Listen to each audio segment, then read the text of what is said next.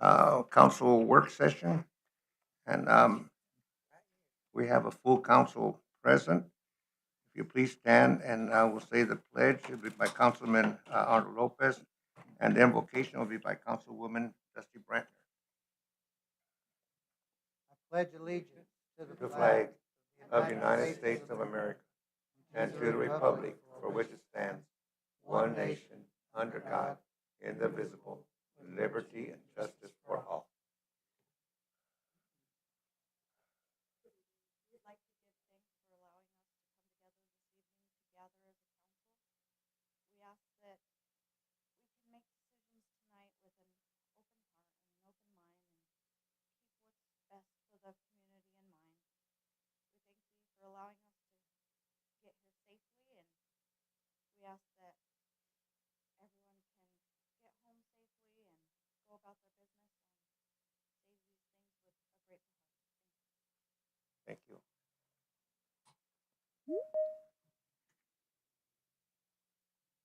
Any comments on agenda items? No. Non-agenda items? No. And we'll close our regular meeting and reconvene into a work session. And the work session, it's discussing utility rates, the study results and recommendations. All right. Before I get into the CCF, I just want to introduce Jason Gray, who is with Wilden Financial Services, and Cynthia Mormile with MSW Consulting. They are the two vendors this evening that will be presenting the different rate study models. And so I'm going to read through our introductory CCF, make some comments, and then they will begin to give their presentation. And of course, it's a work session.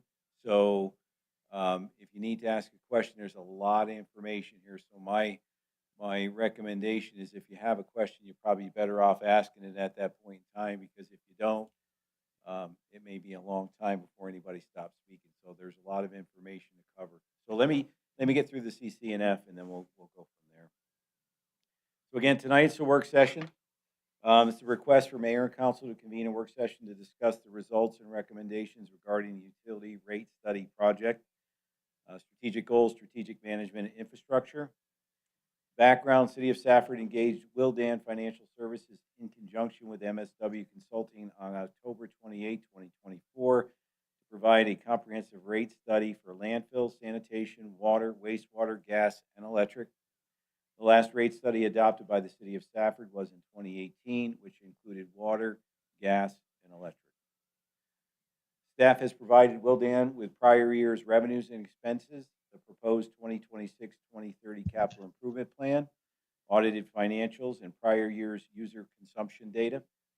Based on cash flow modeling, user data, previous council input, and current market conditions, staff working with our consultant have developed potential rate models that will meet the operational capital requirements of our utility services while still recognizing the financial impacts on our customer base. Use of these new fee structures will depend on city continued adherence to budgets, capital improvement plans, and consumer consumption, so all rate increases are subject to change by the mayor and council for each budget year. Rate changes for FY 2026 will be adopted at a future meeting after the mayor and council give their guidance and proper advertising has been made to the affected customers. So, I mean, the couple of very key points is that, first of all, this is us bringing you the information in its first iteration, if you will. Now, obviously, we've been through several behind the scenes. There's a lot of information here, obviously, because we have all the utilities. And so there may be things that even we haven't totally nailed down ourselves yet. So this is a good opportunity for everybody to provide input and feedback, because rates are designed, right? You make choices. We've made some choices. You may not agree with all those choices, right? So that'll give us an opportunity to take that information on and make any adjustments we need to make going forward.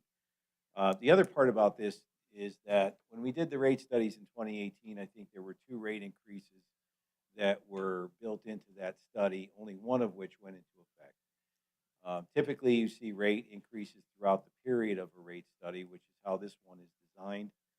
you'll notice that some rates in some of the utilities will go up, some will go down. The overall impact, I think, given the time that has passed get for some of these rate studies, is relatively small. And I also want to remind council that what will occur is when we adopt the rate study, we will bring back every year during the budget process the anticipated rate increases for that year, and then the actions of council will be predicated on the analysis for the fund balances. So if we continue to have the kinds of challenges that we currently have in building capital projects, that will have an impact on the need for that rate. So again, as we look at this and as we model for the future, understand it is a model and it's making a lot of assumptions, including, as it said in the CCNF, that we're following our budgets and our CIP and we're making those things happen. If we're not getting some of those things done, then we may in some years not have the rate increases, but we'll cross that bridge when we get to it. But I wanted to emphasize to you that even if we do the rate study and we say, here's our 5-year plan for the rates, it doesn't automatically mean that you have 5 years of rates. You're going to see it again. You'll see it on an annual basis. And then your decision on whether or not to put a rate increase in place will be based on the analysis of the fund balances at that time. So with that having been said, I'm going to turn it over to the consultants and let them begin.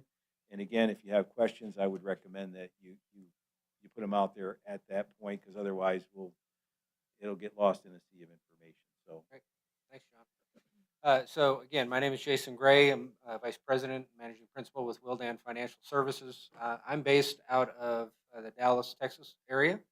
We do a lot of work in Arizona as well, and we're the lead contractor on this project for all of your rate studies to come at once. And so just by way of introduction, we'll have, again, as John mentioned, a lot of information tonight. We do want to make it interactive. We want to make this a conversation as much as a presentation. And we're going to kind of get into it very, very quickly here. Cynthia, do you mind doing a little introduction as well? Cynthia Morwell with MSW Consultants, and we are, one of the slides will show you, but strictly solid waste. We don't deal with any of the other utilities. A lot of the cities do not actually have their own solid waste collections. They have it contracted out or other arrangements made. So we are coming from best management practices, experience in the industry, financial experts on the side of waste management. So there's a lot of moving pieces to materials management, I guess, better than waste anymore. But our principal is on the team call as well, but he's on the other side of the country. We are based out of Orlando, Florida, but work all across the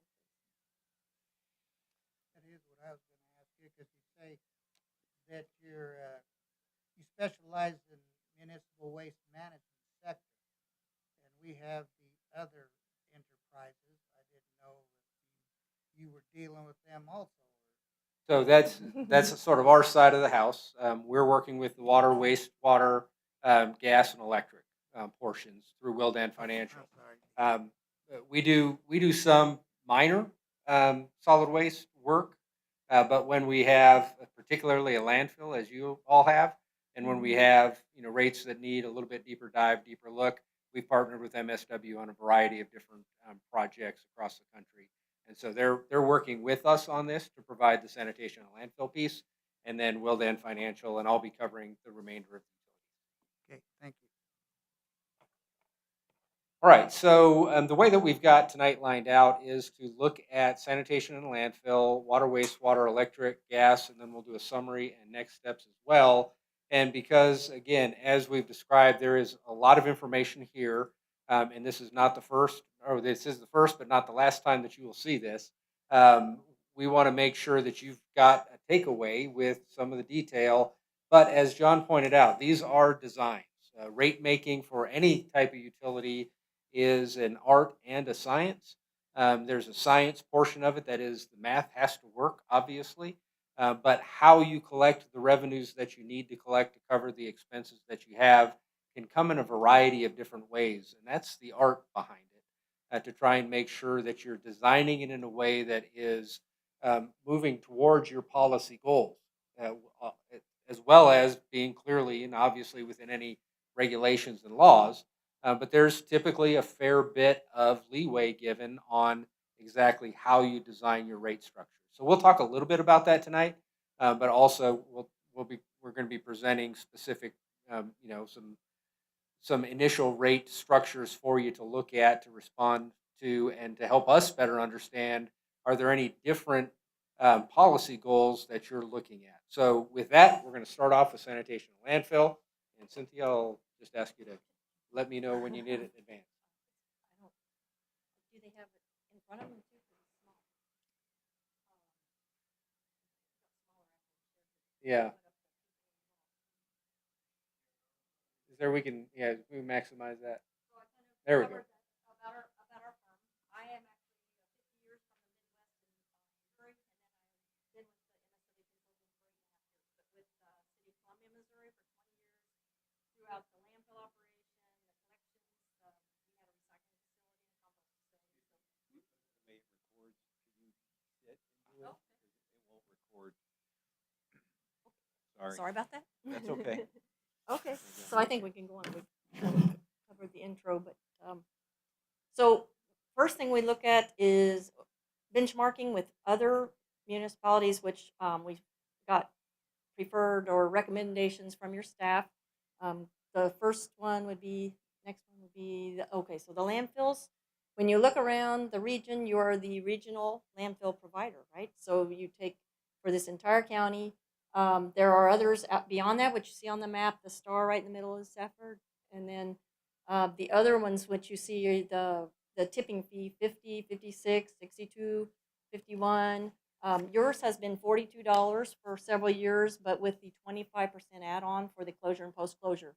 And we will discuss that a little more in detail as we go along, but that effectively makes your rate $52.50 that people are paying, right? So you're not up as high as several of the benchmark communities, and then only one of them really, I guess, is below that. So next slide would be the communities that we looked at for the residential collection, which is like your sanitation that services your residents.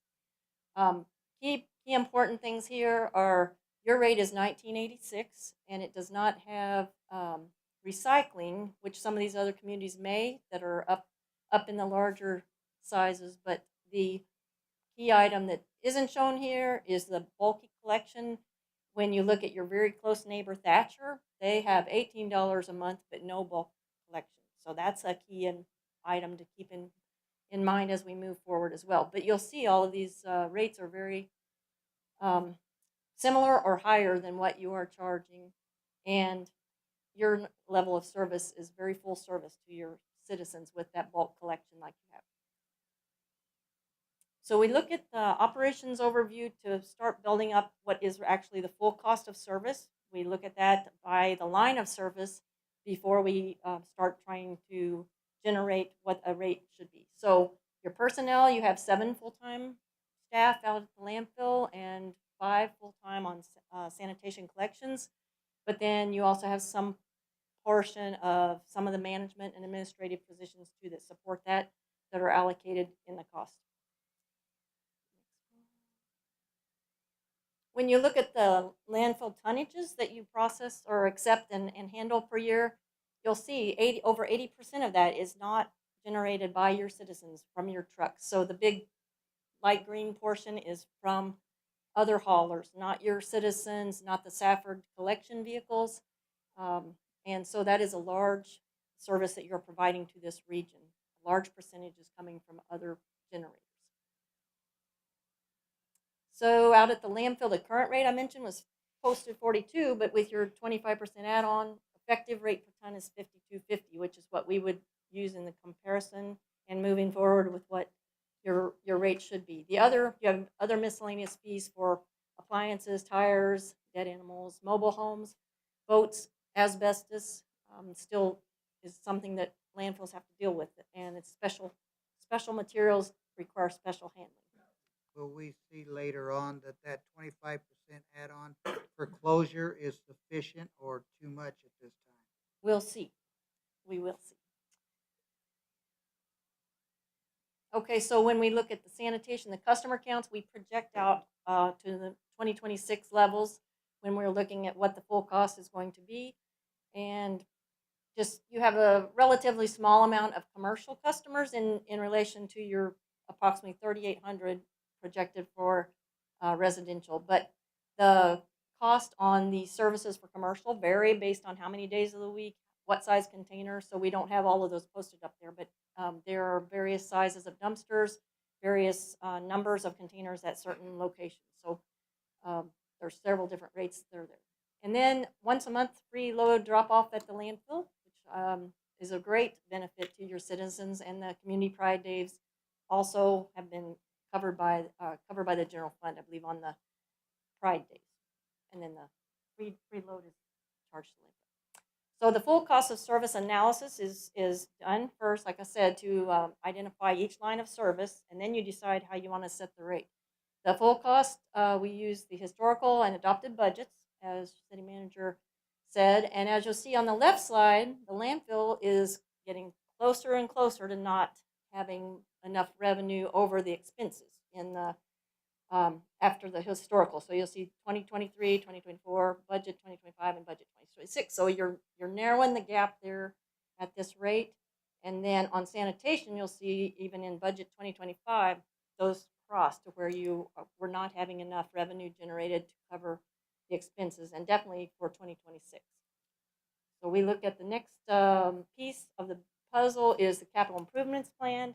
Your landfill has got a large amount of vertical expansion, which means they don't have to build a new cell. They can keep going on over the top for the next 20 years before they hit closure for the permitted waste volume right now. So there is no CIP in the next 5 years planned for closure, but you do have some small drainage projects on the plate there. But sanitation, no capital improvements. So that is separate. We consider the capital vehicles like a vehicle equipment replacement. You'll see that next.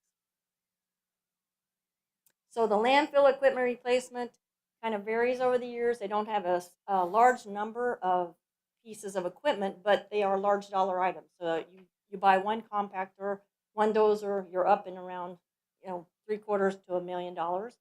So those first 3 years are actually representing one piece, one large component of a landfill piece of equipment. And then they will have a 7-8 year lifespan, maybe 10 in the case of some, but they don't show up again really until the end of the 10-year period. So the average hits around 600,000, a little over 600,000, but we have to look at year to year as far as what the cash is going to be required. Now, your city looks at this with a fund called Motor Pool, so they kind of average it out and put money towards that and for fleet to replace that each year. So that's how we look at it from an average over time, and they're hitting about that amount in their Motor Pool. So in sanitation, they did have two vehicles planned, or on one of them is already ordered for 2026 and is already funded through general fund. But the rest of it is that's basically one truck a year. They're up to where they're costing anywhere from upper threes to over 4, and it's questionable how much increase it will happen in the next year to come with what might be going on with the tariffs. So the truck companies are really being very careful, but the rates are going up. But as you can see, on every year except for maybe 2030, there's a large truck purchase, and that's good to have it leveled out so that you don't have a big spike. In 2030, there's not a large truck that's smaller, like a smaller piece of some kind of collection, a loader, the tractor. So it's not a truck, but it's still a piece of equipment that needs to be replaced. It's not expensive. Not gonna buy a truck every year. In her model, she would show that we skip 2030.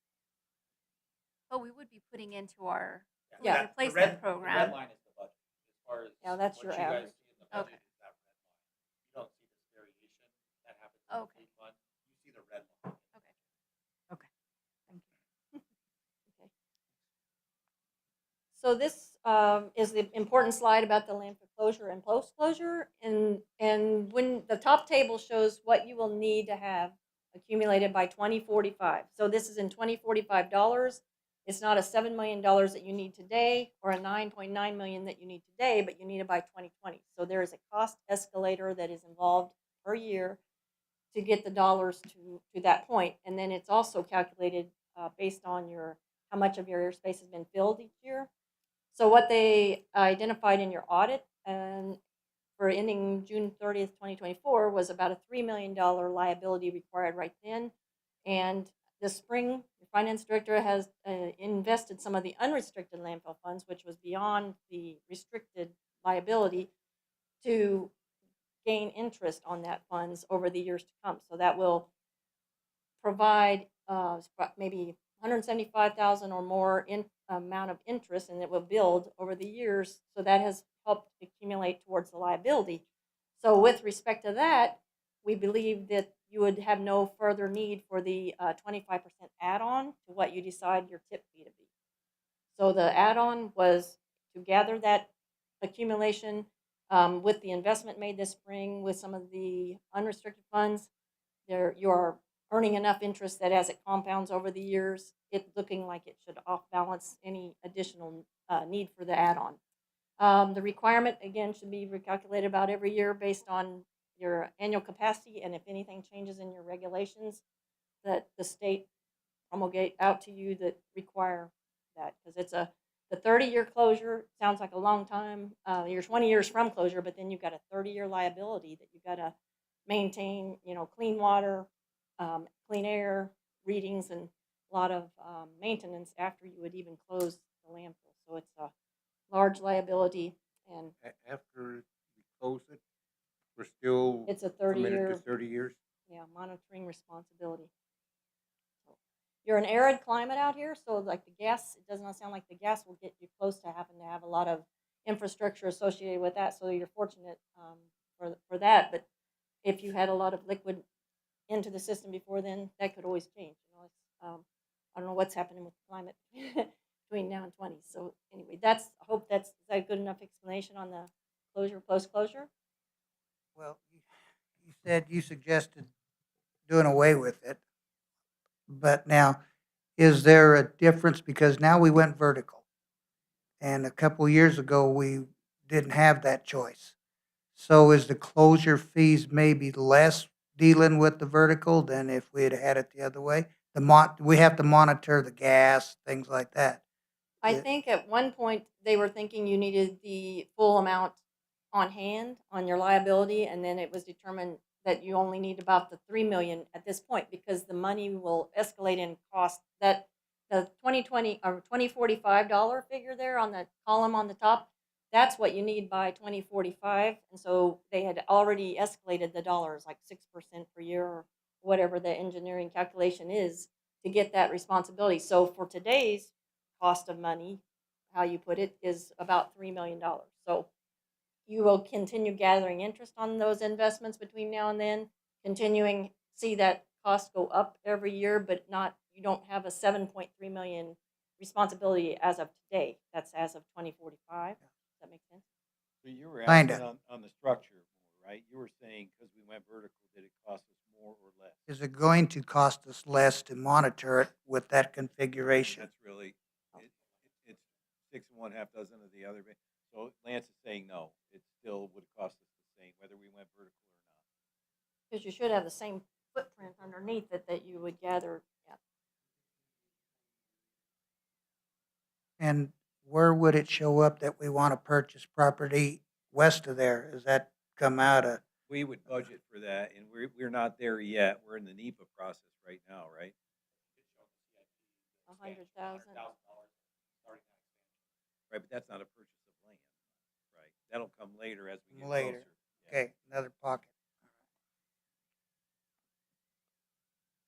So when we put all those pieces together for the landfill annual revenue need projection, we see that chart there for the next 5 years, and it averages for 2026 $49.03 per ton. So again, it's an average, and your effective rate right now has been 52.50, but you were charging everyone that. And so as we move forward to the rate design, the far right column there, the discussion with staff was to keep the Safford, what the Safford sanitation crew from the collections is paying the landfill a little lower than what you would be charging the people coming from not within the city.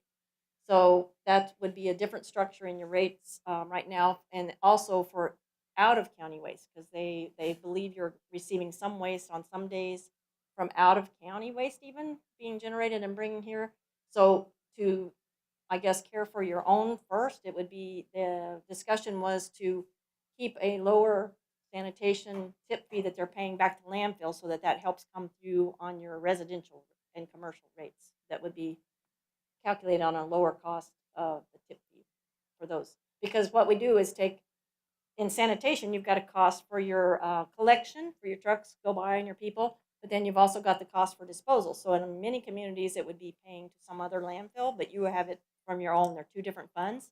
So what we charge back to the residential and commercial customers is a certain tip fee, whether we made it the full cost per ton 49 or the same gate rate that you're paying now, the 52.50, which is with the 25%, or could be discounted. And so that was the direction we were discussed with the city staff to look at, keeping that lower so that the rates on the citizen side did not have to go up even more. And so then on the next slide should be what is the sanitation allocated full cost. So we had a $49.03 per ton full cost for landfill. If with that tied in as the cost, we come up with the annual revenue need, kind of that middle column of the table, to be 840,000 or so for the automated garbage carts, the bulky about 400,000, and then the commercial garbage as total, all customers on commercial garbage, little under 500,000. So the percent total of your projected revenue, if you kept your current rates, would be at 75% or so meeting that revenue need. So the sanitation guidance is look at the bulky, look at it as possibly a per trip change of program, because if you think about it, there are many people that don't use the bulky service to the same level, right? There'll be some maybe elderly or other single residents versus someone else that might have a lot of activity going on, putting a lot of move in, move out materials. So that might be a little less consistent than just your household garbage that you're generating every week in that cart. So look at the bulky to be on a per trip basis, make the tip fee paid to landfill proportionate to the usage, which is like, again, the city is only less than 20% of the waste coming in. Your landfill is generated from city residents and businesses. And then we also want to look at keeping commercial rates competitive with your other hauler here in the area. So we looked at those rates, and then we do not project this out 5 years I have a because question. I'm sorry. Keeping the other hauler can't service inside of the city limits, correct? They can, commercial. commercial only.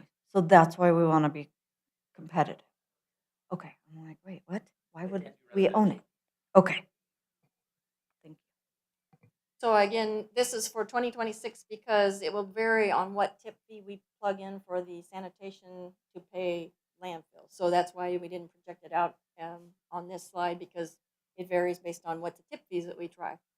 So the next slide would be, if you look at it on a item by item basis on which service you provide, far left column, tall green bar is what you're collecting from your citizens for the monthly service rate. And then really that covers, well, that is the only revenue you have for the residential, but those two left items on those bar are the bulky plus the garbage. So you see the bulky in itself costing almost 400,000. There's no revenue specifically coming in for that. It just comes in the one monthly fee of, looks like euro 931,000 or so. And then the three to the right are all commercial. And as you see, the rates on commercial in any of the types, the side loader, the rear loader, or the front loader, they are all coming in under what you are actually the expense of it. For the So- bulky, I have a question. On the bulky, is that what we're just picking up on Wednesdays? Is that just that one day or is that all week long? And is that when customers are calling We to? pick it up whenever so- it's there. Usually, I think when they're out and they see it, they grab it. So whenever It's there's happening all week all long, the time, all the yeah, time. and they have to sometimes go back and get it. And Is that including? Does that include the trailer that the community development or the planning? Okay, so that one's not included in there. well, Okay. we don't charge for that though. Right. We do. Okay. And I would say, like, for part of the bulky cost, they have several different pieces of equipment. The rear loaders that are mostly dedicated for that. They do have some rear loading dumpsters that they service, but you have rear loaders, you had a tractor, you had a couple of other kind of dump truck type vehicles, and so they are primarily being costed out for bulky because that's what they do. You know, like they're not getting the roll carts, which that's a automated side loader container. So there are a lot of pieces of equipment involved in the bulky collection. Is as that well as including the Community Pride Day? Because we had it at like that park and they had to go pick it up. Is that the 400 too? No. Or No, this that's is just, Or by the general fund. These are unsubsidized payments that you do for your citizens. You get no money back whatsoever. This is just people leaving stuff out at the curb and taxi guys see it and pick it up. And see, and again, this is really interesting, right? Because now you're seeing essentially commercial is being subsidized in many respects by residential, which is usually the reverse of what you see. And then this idea of breaking out things like bulk pickup. Now, most communities will have a method for bulk pickup, which could be I call you on the phone, I say I need something picked up. There's a fee associated with that, right? So we're not recovering anything on the bulk pickup, but we're providing that service on an ongoing basis. The money comes from somewhere. So So there isn't like a policy or anything. I thought we had something in place that said you had to, it was only on specific days and you could only.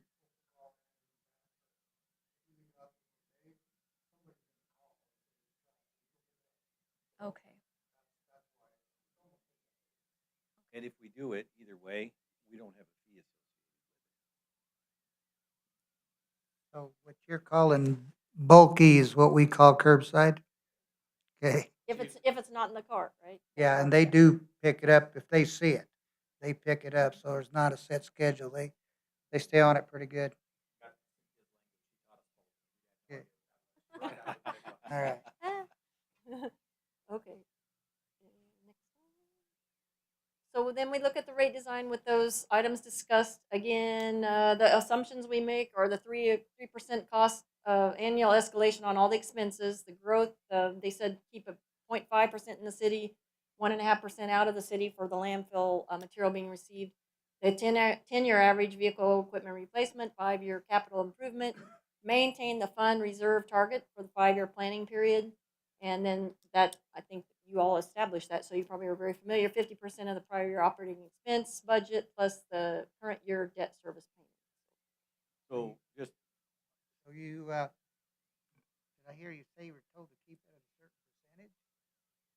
The growth, or you mean the fund reserve? Yeah. Well, we have to make assumptions in the model, so we're assuming the expenses are gonna be on about a 3% per year increase, and then the growth you have to have either a positive, negative of how much, and they're saying with the in-city growth, 0.5, so that goes towards how many ratepayers you'll have in the city. And out of city, that would go towards the tons that they're taking at the landfill. and then to the earlier questions that we had, when we refer to the use of fund balances to mitigate rate increases, it does not use the 50%. So I think one of the slides says that, several do not.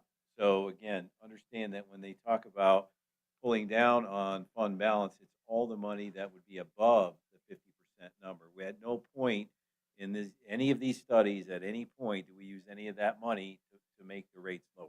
So I just want that to be understood across the board.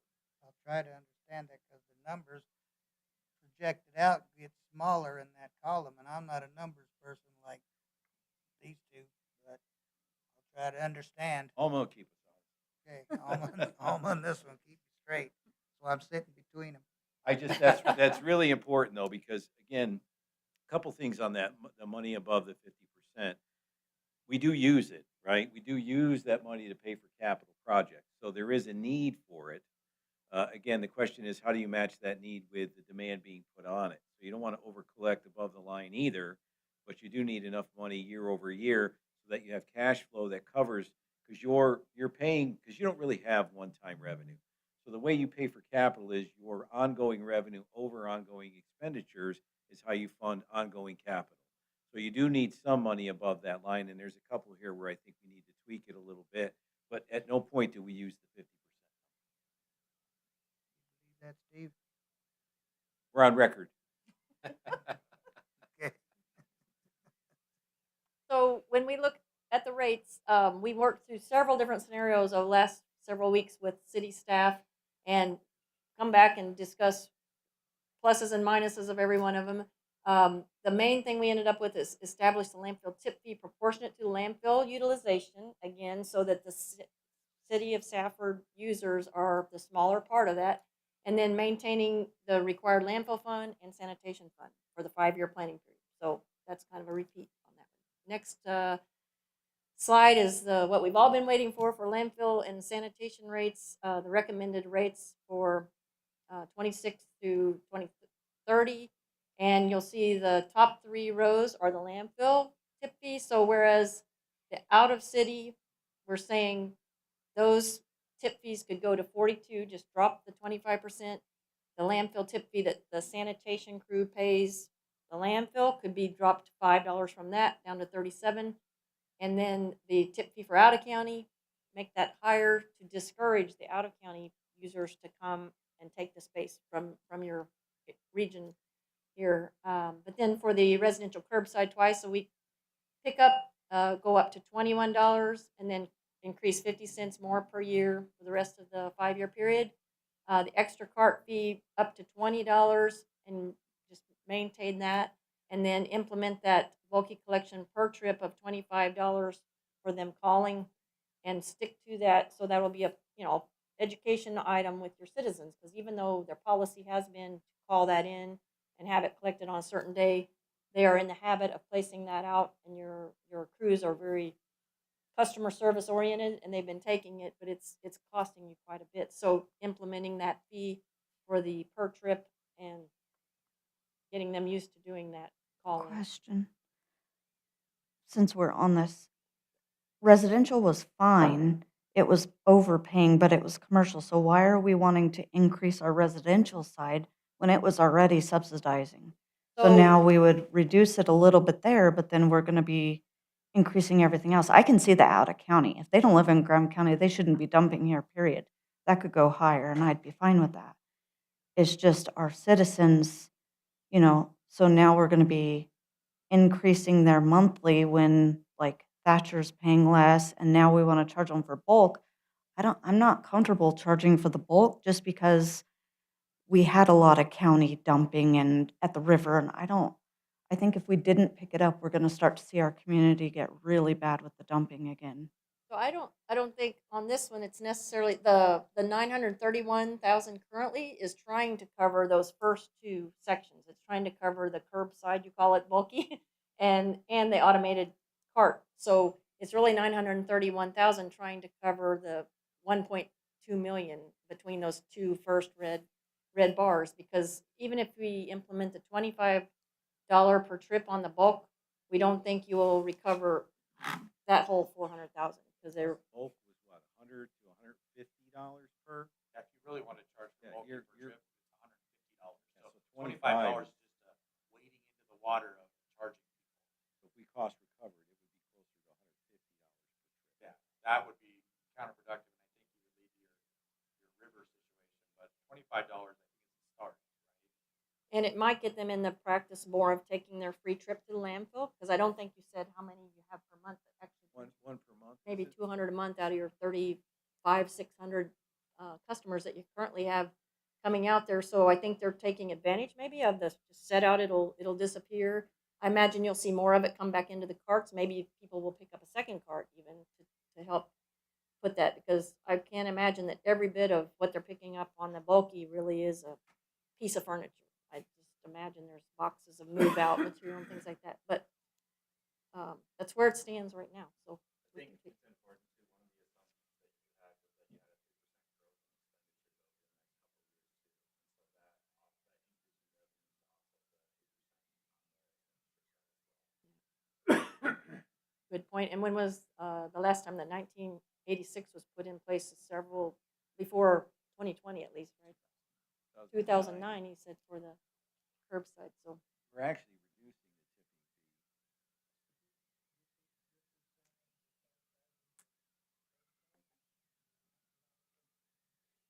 fee. No, it would be the bulky, so 25. So to pick up your bin every month would be it'll go up next year to 21. But to pick up the curbside, like you were talking about. and that's based on paying landfill 37 a ton, so if we increase that back up to 42, that would need to be going up because we look at the 5-year horizon on the cash flow and to keep it balanced out, for you have your reserve. That's where the numbers between that, balancing that tip fee that they're paying landfill and then what they're charging them for the curb. So I have a question.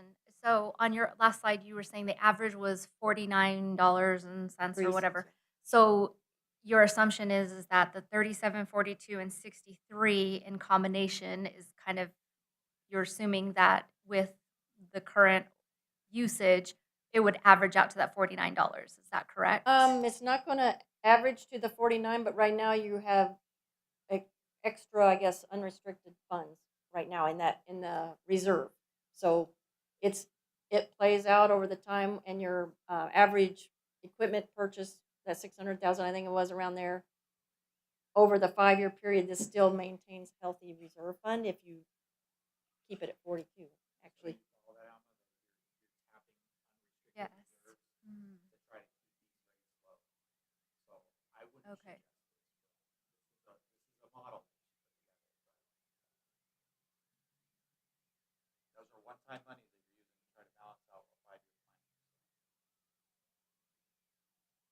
I think you were still in the 300 to 400,000 or percent of meeting the reserve fund on the landfill side, not on the sanitation. The sanitation is just to keep it above the 100% of meeting the reserves.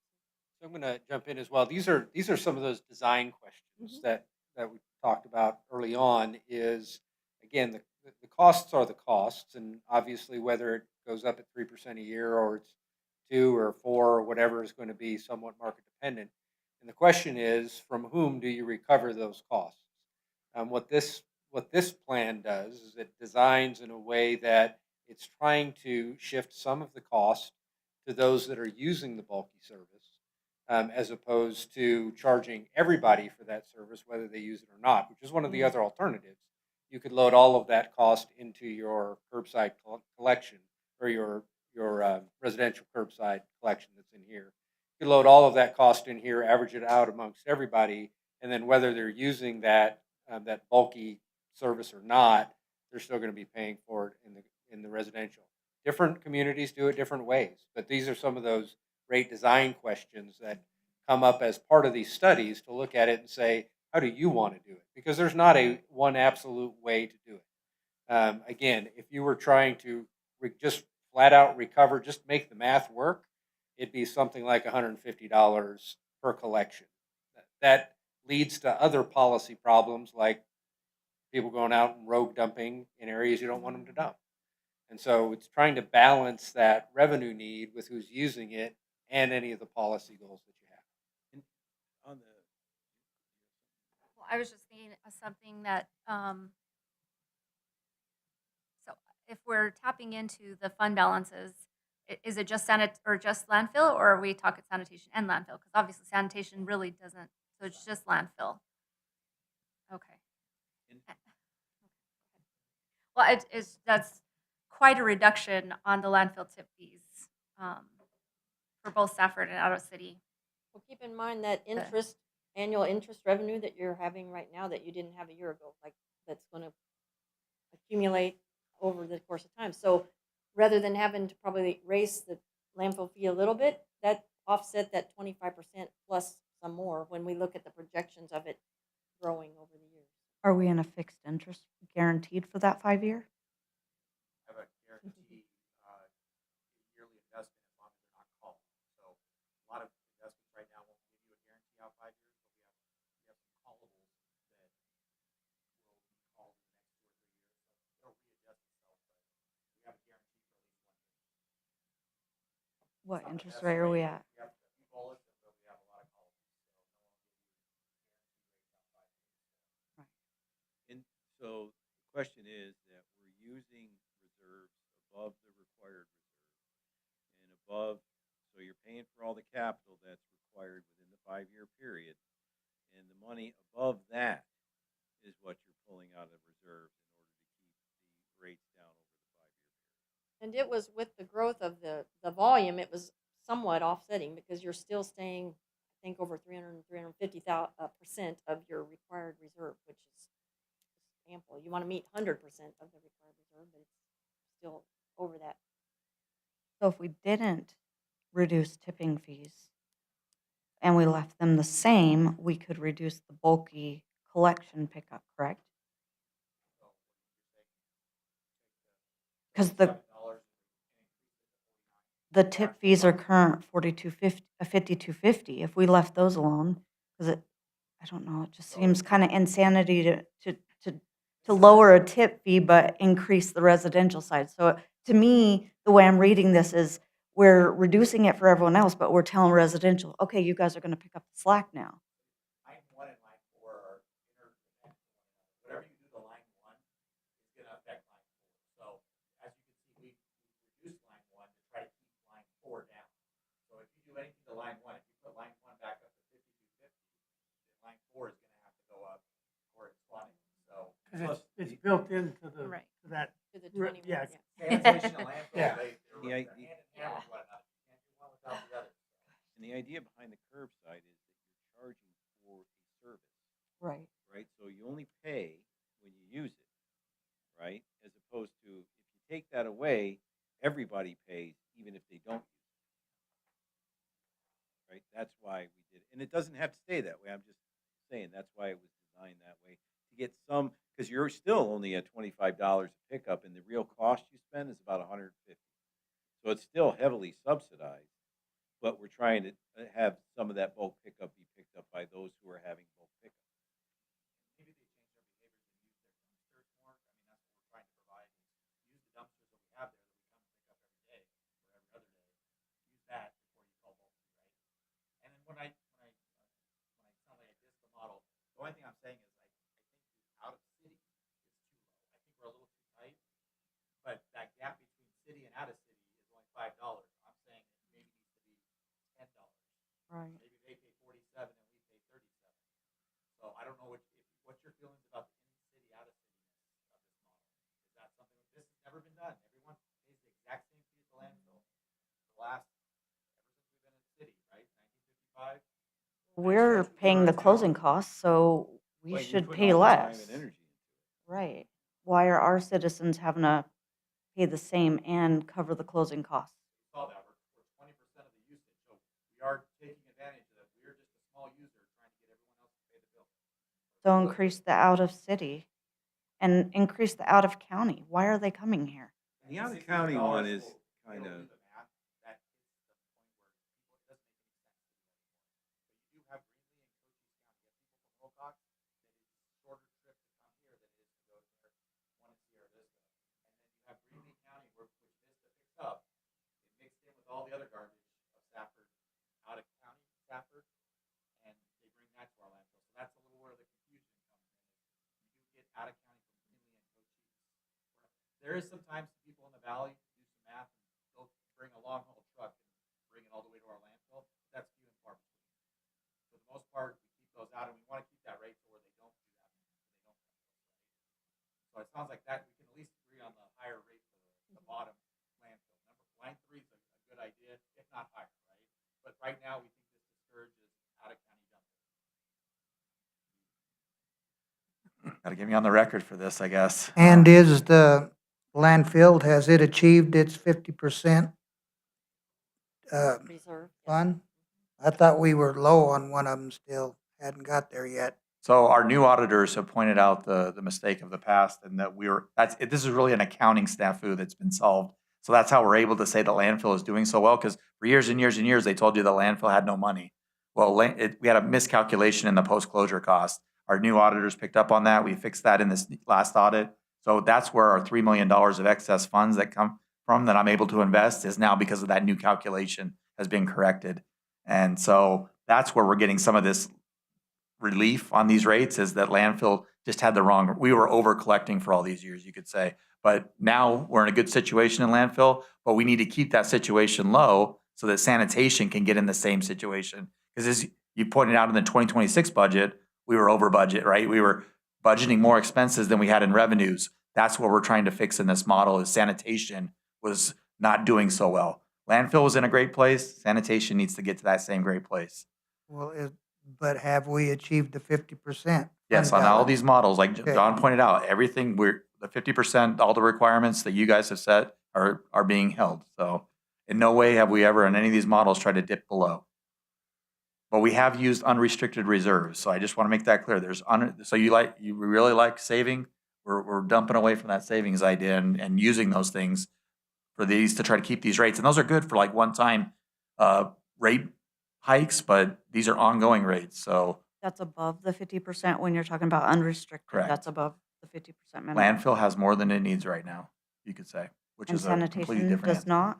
Sanitation does not. As you can see, remember those graphs where it showed them Crossing. crossing? That was a very good graph that's what's happening in sanitation right now. I think it's safe to say that by lowering the tipping fees, you're taking pressure off on sanitation. Correct. So that 30, you could go, I mean, if you really wanted to be, you could go $25 tipping fee for Safford. That's the lowest you could go, but that would really stress out everything. So we're trying to be equally fair that everyone's paying some sort of rate at the landfill, but 37, would 47 be out of city? Would that be a good rate? I mean, this is where we need that finesse, that artistic I think more we than we even need. started on several of our models, like keeping them at 5250 or 53 even, or even higher. But it was keeping your So I reserve. wanted them to be a little closer. Yeah. I think there should be a certain premium for the non-residents to pay, but I don't want it to be too big a gap, right? So we kind of close that gap down a little bit. So, and again, I'm not trying to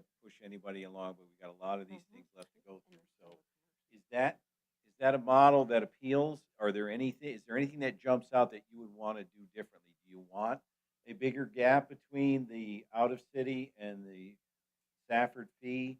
I mean, because the increases on residential curbside is really quite small. I mean, over a 5-year period, you're only talking a couple of dollars. But again, so are we happy? Do we want to see it look different somehow? I'd like to see the out of city increase to 47.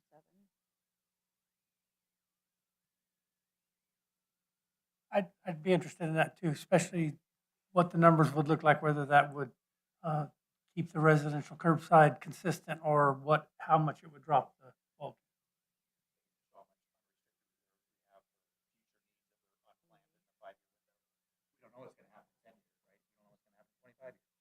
So let's do this so we have a recommendation. So let's keep this and make a second option.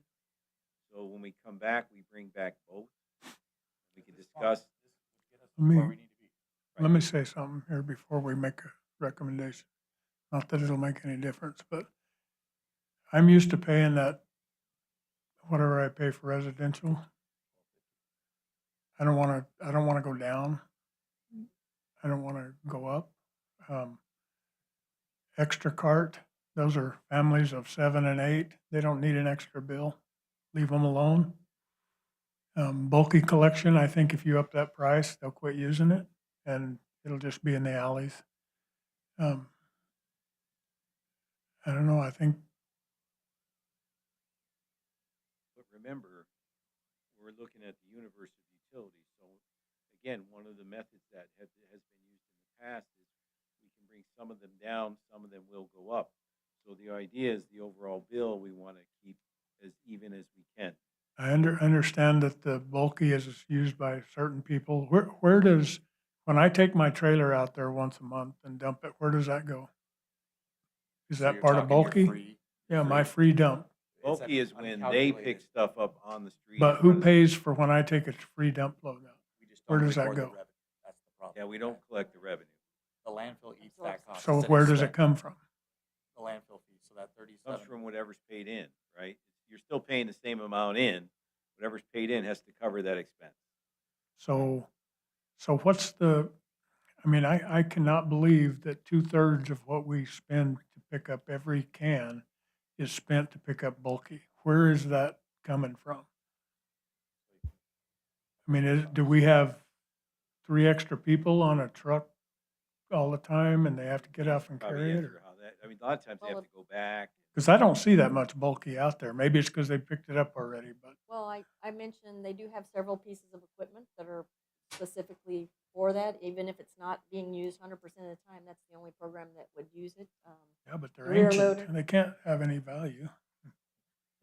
Well, and the cost comes in with the replacement value for them actually, and then they do use 2 or 3 people when they're out picking that up. And then for your garbage cart truck, for instance, one person services that. So it's quite a bit of time, and I do believe they kind of do it daily when their regular routes gone are finished. They go out and do that. So I was under the impression they only did it on Wednesdays, so maybe that's some of. Based on what Lance is That's what I saying, they thought. pick it up when they see it. So if they go out and do a run and do just normal trash pickup and there's stuff out there, they go back and get it. Is that correct, Lance?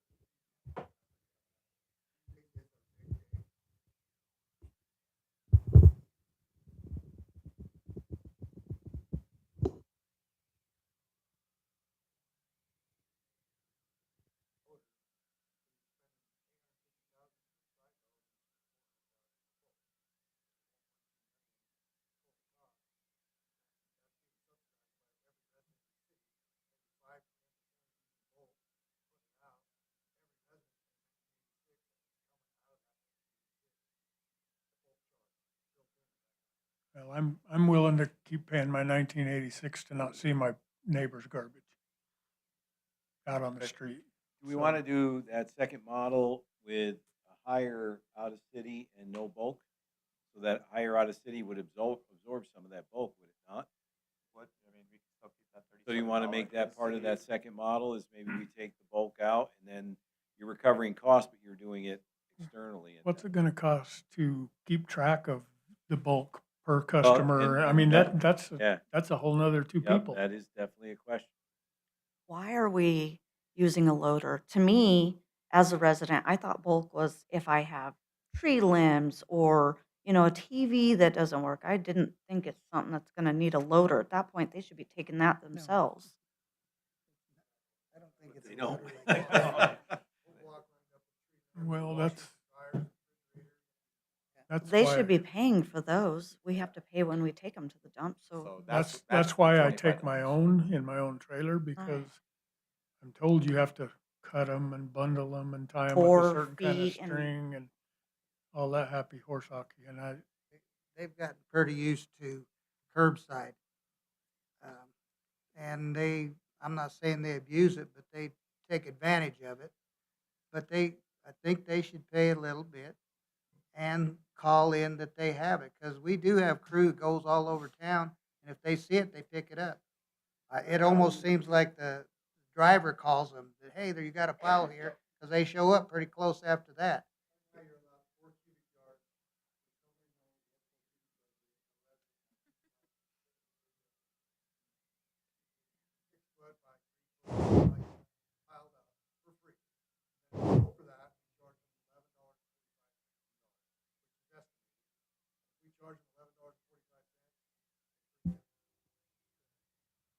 A lot of times we got a whole block full.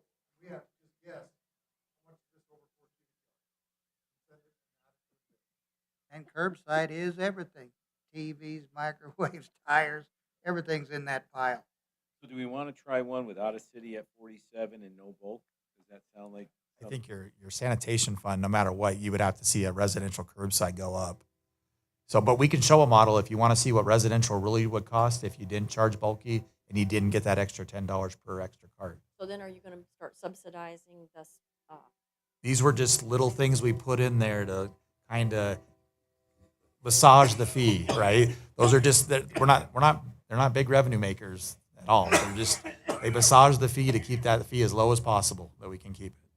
Bulk is needed because not everybody has a pickup. You want bulk to be free. That's what we're saying. Should we show a model where bulk is free and the extra? What about the extra canister? Is that a vote?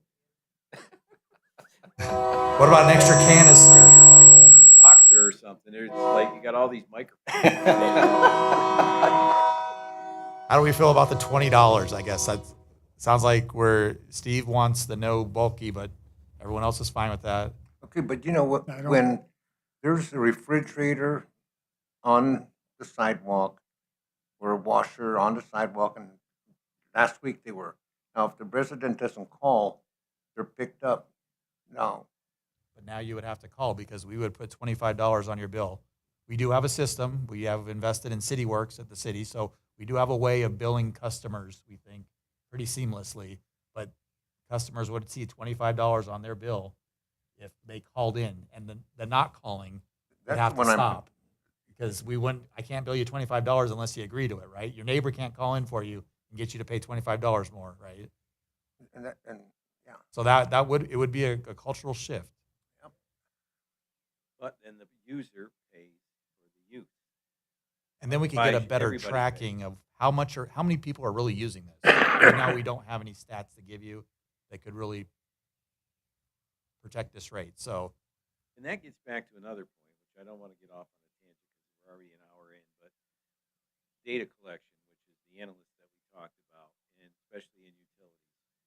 One of the things we do have is we have user data, right? We have our rates, but what we don't have is even good workload indicators on what is actually being picked up, right? And so again, this is something we have to do better at, which is data collection that allows us to do a better analysis on this stuff. So that's why we're emphasizing that utility analyst in the budget this year. So anyway, I think we need to move on because we've still got a long way to go. yeah, let's show one more for landfill. There's some miscellaneous fees we just want to correct. These are market-based fee adjustments. Again, not based on any sort of metric that tells us that we should do this, just what the market charges out there at other landfills.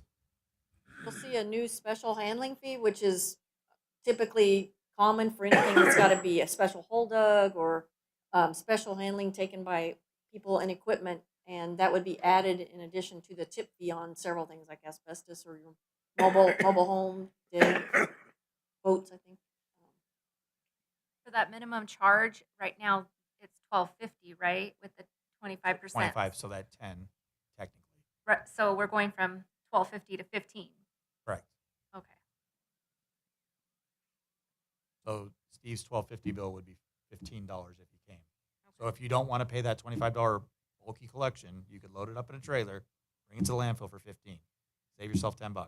For free if you do it once a month. Free, yeah, correct. If you're City of Safford, totally forgot. The problem is not everybody can load it up.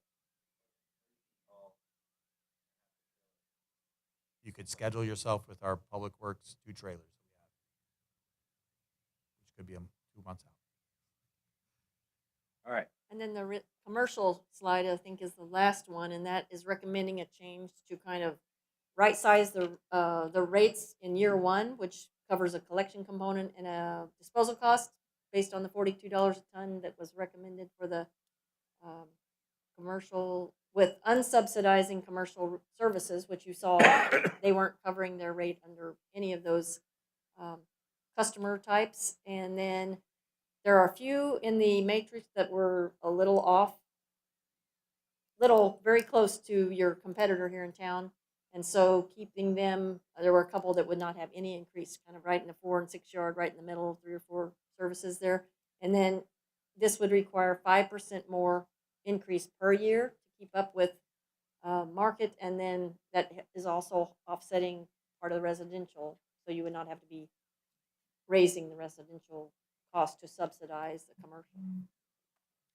So that I can understand this, is 2 CY, is that second calendar year? Is that what you're Cubic trying to? yard, sorry. Okay, I'm like, That's what are we cubic yard looking at is here? very Size, small. Okay. size of the dumpster. See, you got to learn Cynthia's acronyms, right? Again, when we looked at this at the most basic level, the 2, 3, and 4, we're just, it's like cost us double or 3 times You're, what you're losing what money you hand get in over fist revenue on to 2, pick 3, it and up. 4. So at some point, and again, there's different issues here, but at some point you want to take a look at that and see if you can't phase that out. Instead of picking a 2 cubic yard dumpster up every day of the week, maybe you pick it up a couple times a week or something, because you're just, it's killing you on cost.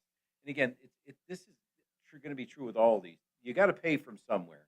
Ultimately, it has to add up to enough to cover your costs. What you're trying to do is charge those who use the service, right?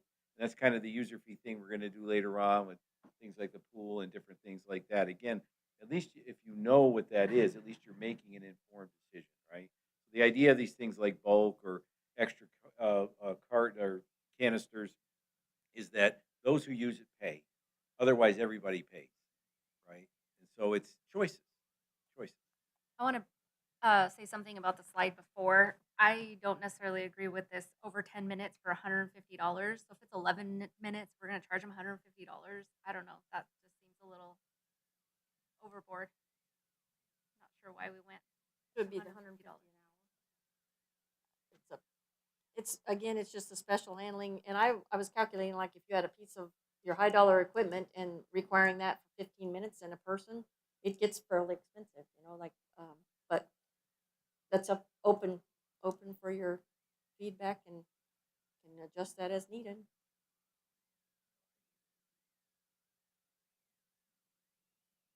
So any suggestions on what we can be there? Again, these are just, we're trying to be competitive with the Yeah. market. When you come to a landfill, you don't get a lot of landfills that are willing to assist you.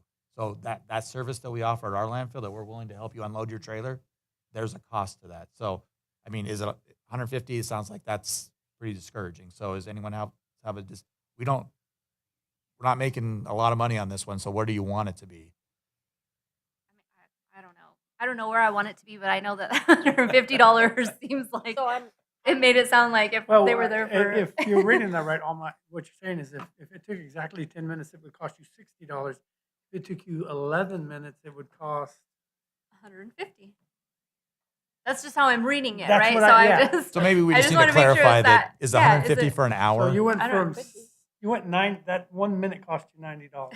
We're really just after that 1 minute. So we can fix that. But what suggestion do you have? Should I'm- we just I have the guess- $50? We'll help you for $50 of unloading assistance.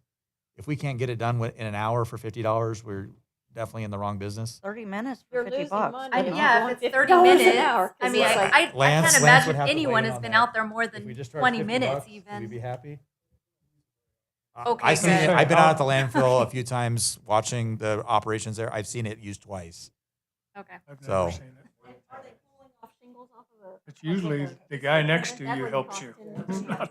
It's not, Yeah. yeah. Their friends helped them Well, you load the helped trailer, me, but but- no one helped them unload the trailer when they got to the landfill. So now they're asking us to help them unload the trailer. And do you have them sign a waiver in case some damage happens Yep, to of their course. vehicle? Our See, lawyers are that's- all over it. That happens sometimes too, so it's.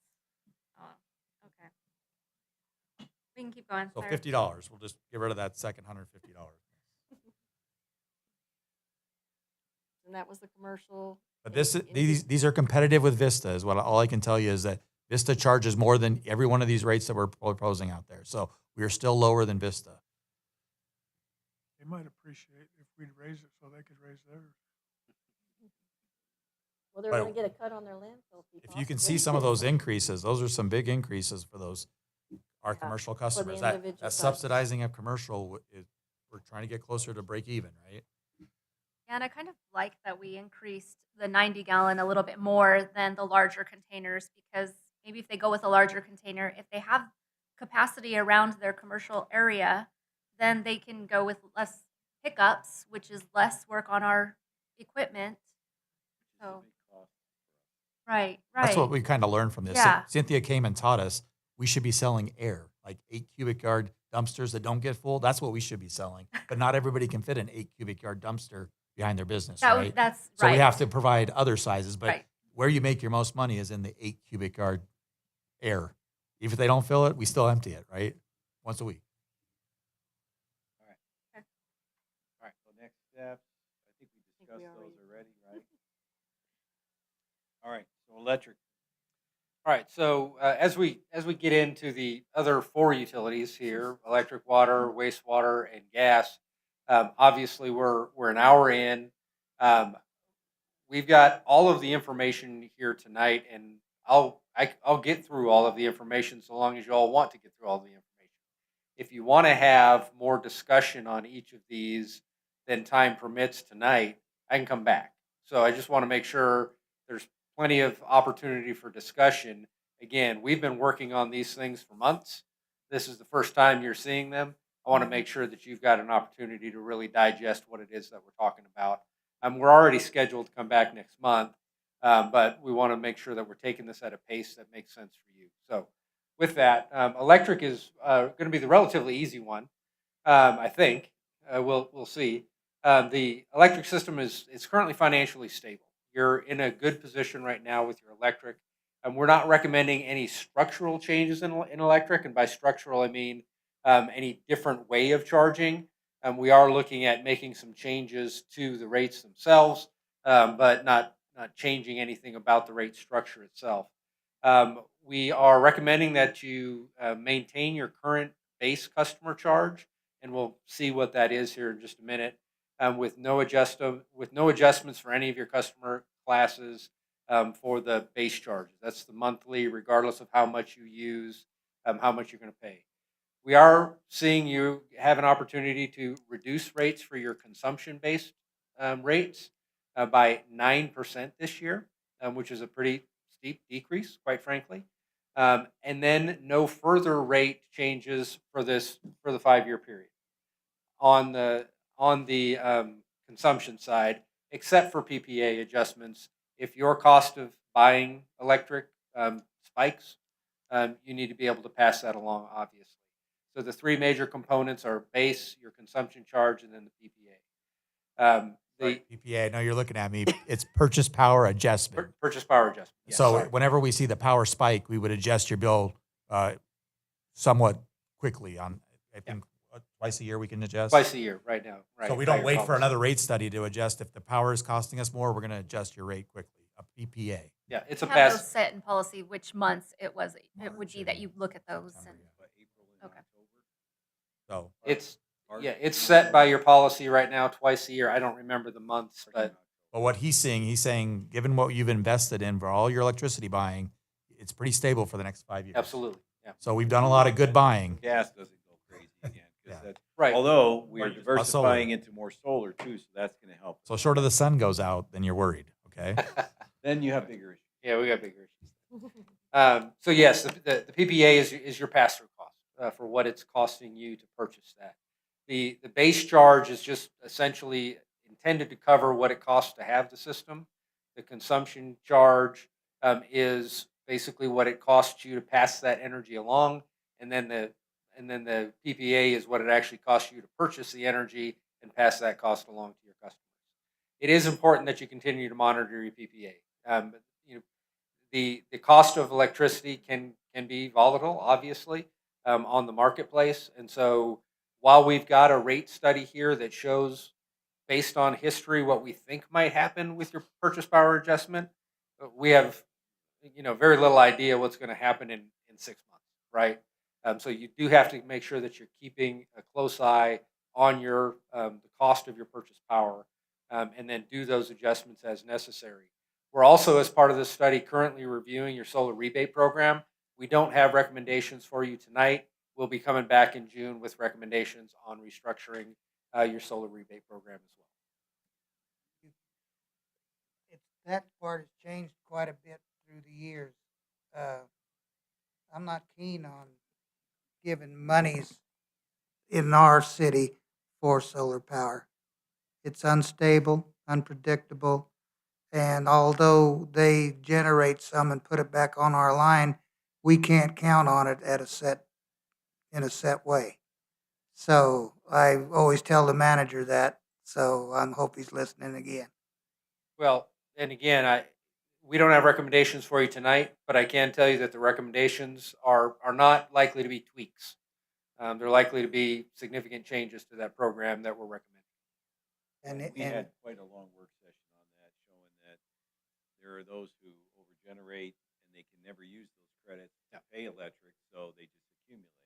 So the idea would be to buy them out. Now, the question is, do you have anything or nothing? And if you have something, then it looks more like the industry standard where you're recovering a very small percentage because you want to charge out the stuff coming into your system and everything else, whereas we're going dollar for dollar, that won't continue. So if we do bring something, it will be a lot less lucrative for those generating the power, and then whether or not you go forward with that or don't will be a council decision. But we want to at least present options so you can make a decision. You want to keep pushing it, No, I'm not pushing it. It was requested of us to look at it. okay? I mean, it's let's save them a lot of time and effort. If we don't want to look at a solar rebate program, just let me know right now, and we'll bag it. We don't need to do it. No, Do we're we gonna, have we're one? gonna talk about it. You don't need to get grouchy. No, I'm just saying, if we don't, if the consensus is that we don't want to do a rebate, why have the consultant work on it? We can answer. That was my opinion. We can go on as far as I'm concerned. We do, Yes. but I wouldn't want to continue. I would want to shut that down. So the question is, if we shut that down, do we want to look at some kind of solar rebate option? Because if it's not something we want to do, and again, I'm not getting grouchy. If it's not something people want to look at, why spend money and time with a consultant? They got plenty to work on. If we don't want to do it, we don't have to. There's nothing requiring us to do it. I'm not grouchy. I thought that just in general, I had a friend say that Graham County Electric was reducing the amount that they were going to rebate them. So is that kind of what we're looking at? Is Yes. staying in We'll line be with within them? the market rather than we're well above the market right now. Okay. So we're looking to get back into a competitive nature in Bring the it- market. Okay. And the question is, are we? And again, I think really the vice mayor's point's a valid one. If we don't want to look at a rebate program, we don't need to. So right now, the credit is just sitting on the customer account, right? It's, okay. Yeah, you have probably they do not- and we don't allow them to do $175,000 worth anything with of it. credits. So 'Cause it has I to think be- we need to look at it, Oh, at definitely. least. I mean, Okay, well, at least look at it. And again, we'll hopefully, and I think I understand where the vice mayor's coming from. It's because we sell power.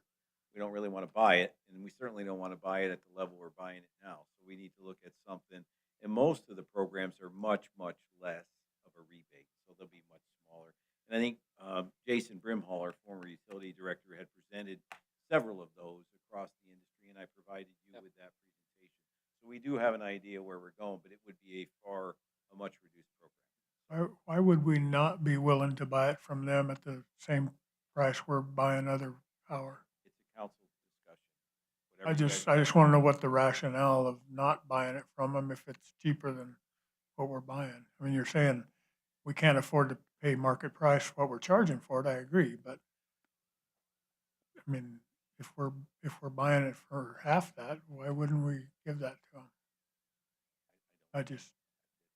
I always try to make sense out of it, and it doesn't. But So that's for okay. now, we'll have something, and it'll be Yeah. along the lines of what we looked at before, and then you can discuss what we have. Okay.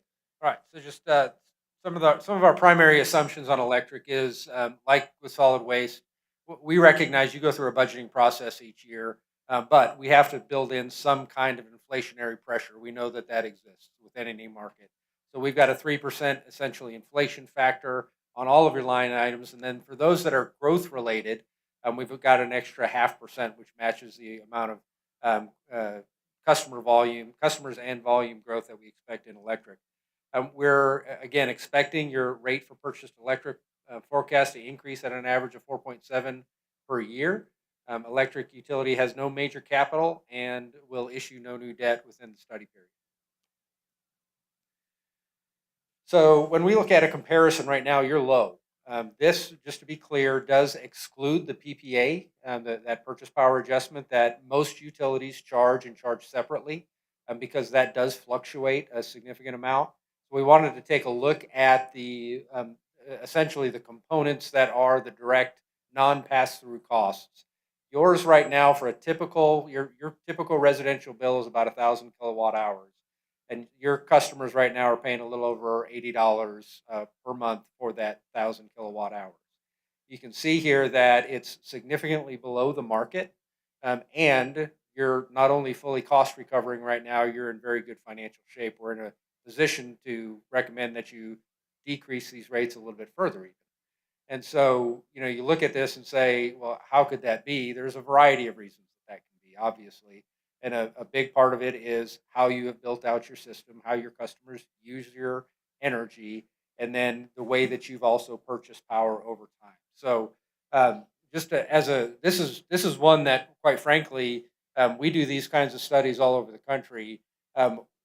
When we look at comparisons, there's almost always some that are higher and some that are lower. This is one of those rare examples where you're on the bottom of the market and you can continue to go down, we think.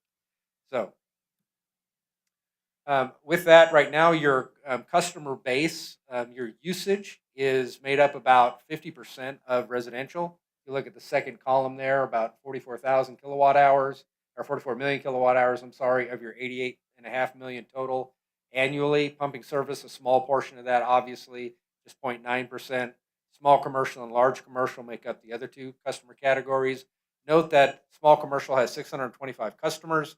It uses 21.5% of the energy, and your large commercial, just 69 customers, but makes up 27.4% of the energy use. When we look at how we project this out over time, slight growth, 0.5% growth annually for your customer counts. And right now, your revenues and expenses, you're bringing in about 12.3 million, and the utility is actually costing about 11.5 to run. On the revenue side, about 49% comes from residential, large commercial 27, small commercial 23, public service 1. Roughly matches where that energy use is actually happening right now. And so again, that's one of the reasons why we're not recommending any rate structural design changes, because you're collecting the revenues from those that are using and producing the cost essentially. On the expense side, operating expense about 38%. About half of your cost is in purchase power. One of the big reasons why I mentioned earlier that you have to keep a close eye on that cost. And then capital outlay is at 13%.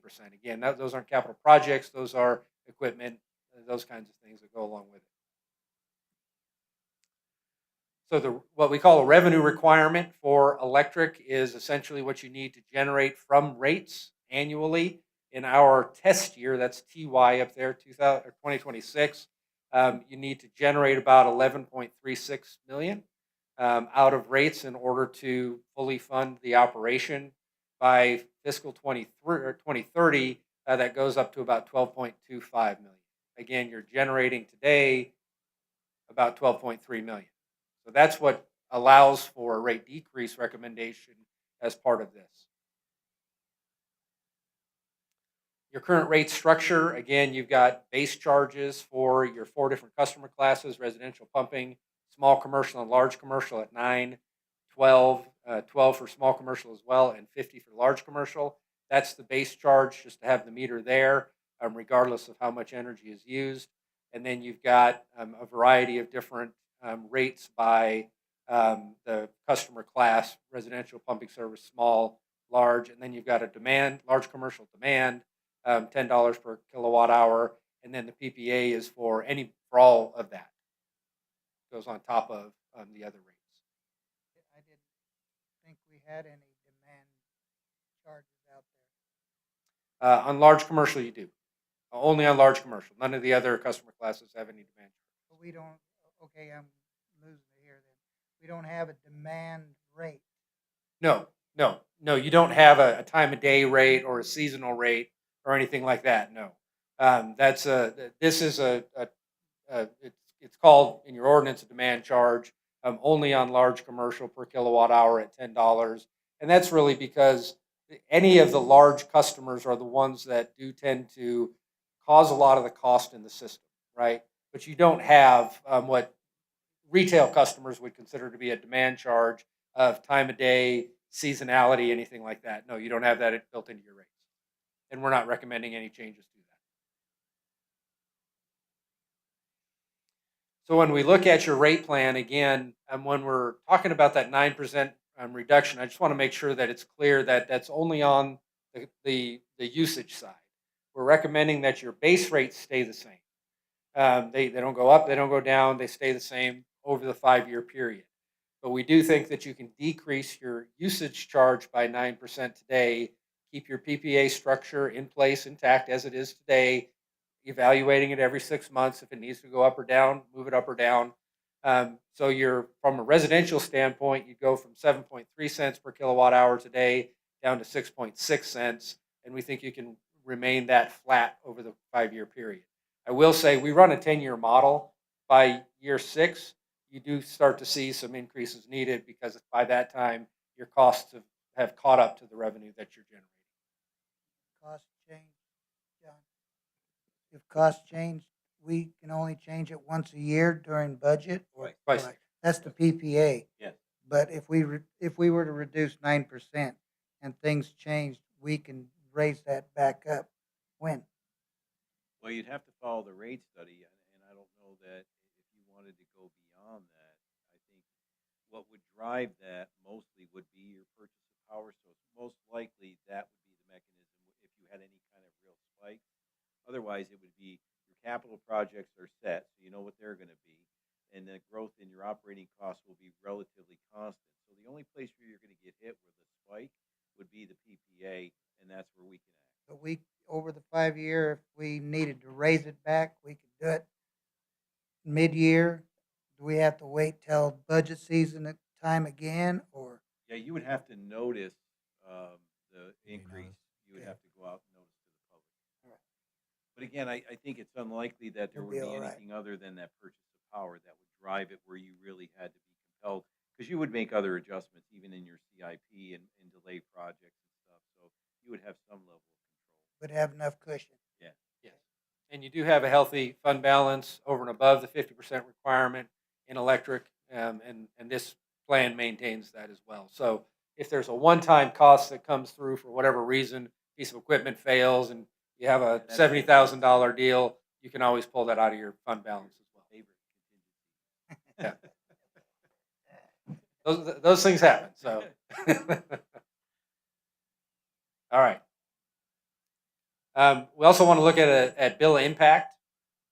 In this case, because we're recommending keeping the base charge the same and reducing only the consumption side of it, it does impact different customers slightly differently, right? So a small user, because they're still paying that $9 for the base charge, and then they're receiving a 9% decrease on the consumption charge, overall, that's a 5% decrease on their bill between the $73.15 that they'd pay today versus the $69.49 that they would pay in this coming rate year under this plan. The average residential again is around $1,000. They pay about $137.30 with the PPA included in it. That would go down to $129.97. That's a $7.33 decrease. That's a 5.3% decrease. So the percentage changes a little bit because more or less of their bill is made up of base charge versus the consumption charge. That's the only difference there. And then you can see for a 2,000. Say here though, it includes the PPA. In this case, it does, yes. So that's why you're seeing increases in the out years, 27, 28, 29. Right. Right. Because you weren't proposing that in the previous slide at all. Correct. That is based on what we're looking at as where we think the PPA is likely to go. Again, what we don't want to show is a 5-year bill impact that assumes no change in your purchase, in your cost of purchasing electric. It might not, particularly because of some of your investments in looking at solar and renewables and those kinds of things. However, we want to make clear that cost of most things does tend to go up, and so we're including that as part of this bill impact, is including the PPA. That would cover kind of your question because they are. Yeah. But again, if you look at it between today, if you just look at that top line, 73.15, with those, it's averaged out to 4.7% increase in your purchase cost of purchase electric. Like by the end of 5 years, you get back up to 73.82. So it's the next 4 years you'd be paying less than you're paying today. By the 5th year, you'd be paying slightly more than you're paying today under this, assuming the PPA comes in at around 4.7%.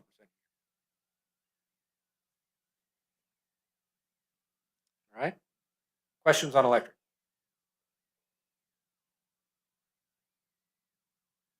All right, I said that was going to be the easy one. This one's not going to be as easy. Moving into water. Just a little bit of background on water. Water and wastewater rates both are increasing probably faster than any other utility that we're seeing across the country right now. American Water Works Association has kind of issued a statement that based on what they're seeing, and AWWA is the group that sort of pays attention to these sorts of things across the country. They're forecasting that water and wastewater rates will triple over the next 15 years. Not here necessarily, but just nationally as an average. That's based on a lot of different factors. On the water side, we have essentially a finite resource that is now being spread across more and more people as population continues to grow. Regulations continue to get more and more expensive, and capital improvement projects on both water and wastewater have really skyrocketed over the last several years, and there doesn't seem to be an end in sight for that. Rate adjustments are largely due to things that are beyond your direct control. You've got labor cost, obviously, involved, and billing cost, and those kinds of things that you directly control in water and wastewater services. However, the regulatory issues, the cost of capital projects, which really drive water and wastewater rates, those are largely outside of your control, obviously. You can time them differently. You can be as efficient as you possibly can. But at the end of the day, water treatment facility costs a certain amount of money, and a wastewater treatment facility also, same deal. Average utilities have been increasing at about 5 to 6% a year. We've seen that continue over the past several years. And quite frankly, we do a lot of multi-year rate plans like this. And generally speaking, that's pretty closely in line with what we're seeing. It's important to note that about 30 to 40% of water and wastewater utilities, at least, which is most commonly associated with communities. Not, a lot of communities don't have all 6 of these utilities like you do, but most of them have water. Almost all of them have water. Most have wastewater associated with it as well. They often end up subsidizing the water and wastewater use from some other fund. Sometimes that's from general fund. It's often from not reinvesting back into their system, so not covering essentially the depreciation cost. These systems age, the equipment ages, they're in harsh environments, they wear out, and they cost when they wear out. And so that's where a lot of communities are looking at just kind of kicking the can, quite frankly, unfortunately. But that's the truth of it. And I say that when we do comparisons, water and wastewater comparisons in particular are very difficult to assess if that has really anything to do with the cost basis of that community running those utilities, or if it's simply because it's being subsidized from somewhere else. Background on the water side, inflation does continue to drive up your utility costs, both operating and certainly capital costs. Right now you're expected to invest about a little over 33 million in water CIP projects, and we've got a list of what those are later in the presentation. 7.3 million of that comes out of the existing above the 50% required reserves, and that comes out relatively early. And you'll see that as we move through the presentation. About 5.5 million in grants and about 20.3 million in the largest piece of that is the USDA long-term low-interest loan that we've got built into the plan, and then potential for some other additional loans and/or debt issuances in the future. Operating cost increases have generally been managed, but inflationary pressure does continue to persist, and all of those combined are suggesting that you work through a new rate plan. So we've got tonight a couple of different scenarios. Both of them have a variety of different rate structural changes. I talked on the electric side how we didn't recommend any structural changes, just rate changes themselves. On the water side, we've got structural changes and rate changes. So there's a couple of different dials moving that we're talking about, and they're consequential. Unlike some of the things that Cynthia talked about with the how much you charge for the assistance to offload trailers at the landfill, there's not enough of that activity that it's really going to cause a big change in your revenue or your expense, quite frankly. Those are policy decisions. I just want to caution that that's not the same case in water, generally speaking. When you move a dial somewhere on the rate structure, it's going to have an impact everywhere else throughout the rate structure as well. So with that, with all that being said, your water system is currently in a good financially stable position if you didn't have those $33 million in capital projects coming up. You do. And so it's important to take a look at over the long term how those get funded. Some adjustments in the right now, what I'll call your tiered rate structure, your volume rate structure, where you pay a certain amount for 3,000 to 8,000 gallons and another amount above that, is we're making some recommendations to that on how that shakes out. Again, in an effort to try to better align the costs with those that are causing the costs. That's a policy decision. There's no right or wrong way to do that. And quite frankly, no two communities that we work with have exactly the same rate structure. There's no perfect way. But when we do start to move those dials is when we have to start to take a look at how does that flow through the model as a whole. As has been pointed out a couple of times already tonight, the costs are the costs. The question then becomes from whom do you get that cost to cover?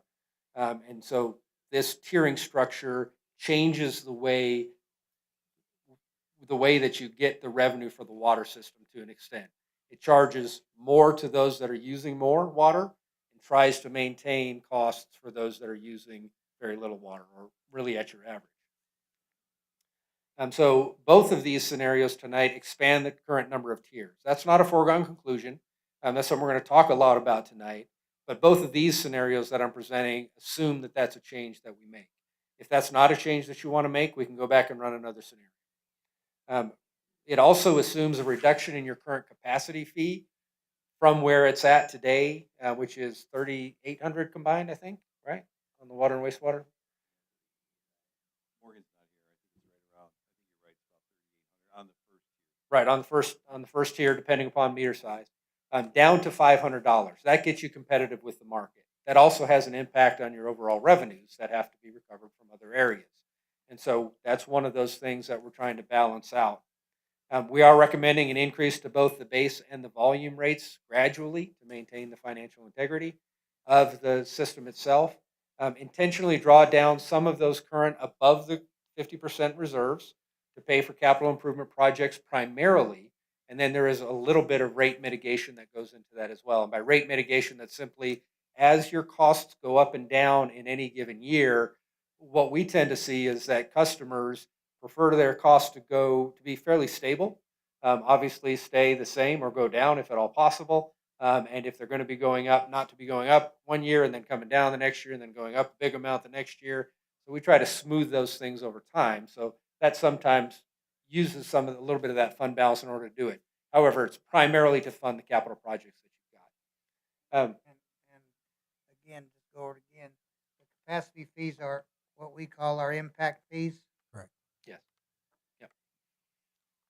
Yep. The second scenario that we'll go over talks about a new way of approaching your multifamily customers, and we'll get into that in detail, so I won't go into it here. And then also maintaining your existing rate differential between your inside city, outside city, Thatcher, and then also outside city out in the county. We're going to focus primarily on your inside city rates tonight just because it's a ton of numbers, but those differentials, the 10% for Thatcher and the 25% for outside in the county, would go on top of all the rates that I'm talking about tonight as well. So when we look at the comparative analysis here, for what a typical 5,000 gallon user would pay in the different communities. Right now, you'd pay 31. Your customers would pay $31.54 for 5,000 gallons. The sample average here is $37.89. So you're about $6 or almost 20% below the sample average. You can see there Somerton is quite a bit less, and communities like Buckeye and Camp Verde and Prescott are a fair bit higher than where you're at. But again, it is difficult to really do a cost basis. That's why we do it just on a bill basis of what does a 5,000 gallon user pay in any of those different communities. How come we didn't have the neighbors on here down the street? Co-op. Co-op. It should be. Did we not put the co-op on here? It dropped off. We had it on there. Yeah, it was on It there. was on there. We had it on there. Oh, this is Put it back. this is the PowerPoint version, not the PDF version. So it's linked to the model. But the co-op is higher than you could say 3154. Yes, the co-op is higher. It's closer to the sample average. In fact, I think it's a bit higher than the sample average. I'm sorry, that changed the order of it and the sample cities when I went back to the PowerPoint version. That is in your packet, however, the co-op is in there. when we begin the rate study for water, electric, wastewater, gas, sanitation, all of those things, we first take a look at what your customers look like. Your inside city customers make up about 49% of your system right now. Residential, commercial, industrial, you can see the numbers there. I won't belabor it. Thatcher makes up just under a quarter of your system. I'm at 23%, and the county makes up a little over a quarter of your system at 28%. As far as the number of water accounts that are out there. 58.27? $20, sorry. They're one of the highest. 58.7, 58, 27. 27. Yeah. So when we look at how much consumption is happening, that changes the picture a little bit. Right now, even though your inside city makes up about 49% of your customers, between the residential inside and commercial inside and industrial inside, you're looking at, 39% of your volume. So 49% of your customers use 39% of your volume. Thatcher makes up 23% of your customers, but 27% of your volume. And the county residential and commercial and industrial make up about 34% of the volume, while they make up 28% of the customers.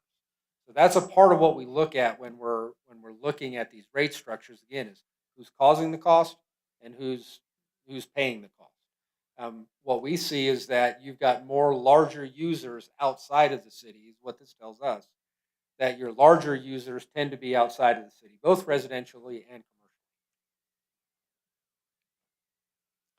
When we look at your average consumption, your residential inside is 7,300 gallons per month, roughly, on the average. Now, again, obviously, water bills vary month to month. Sometimes the typical typical household is going to have 10 or 11 or 12,000 gallons. Some months they might have 5 or 6. But over the course of a year, the average is 7,300. Your commercial inside the city is about 21,000.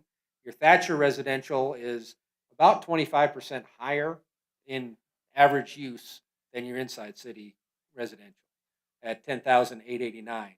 Thatcher commercial is also higher, and your county residential and commercial, and we haven't broken that out yet. We'll do that and get that back to you. County residential and commercial combined is a little over 12,000 gallons. So your smallest average bill, or the smallest average user by meter, is for your residential inside customers.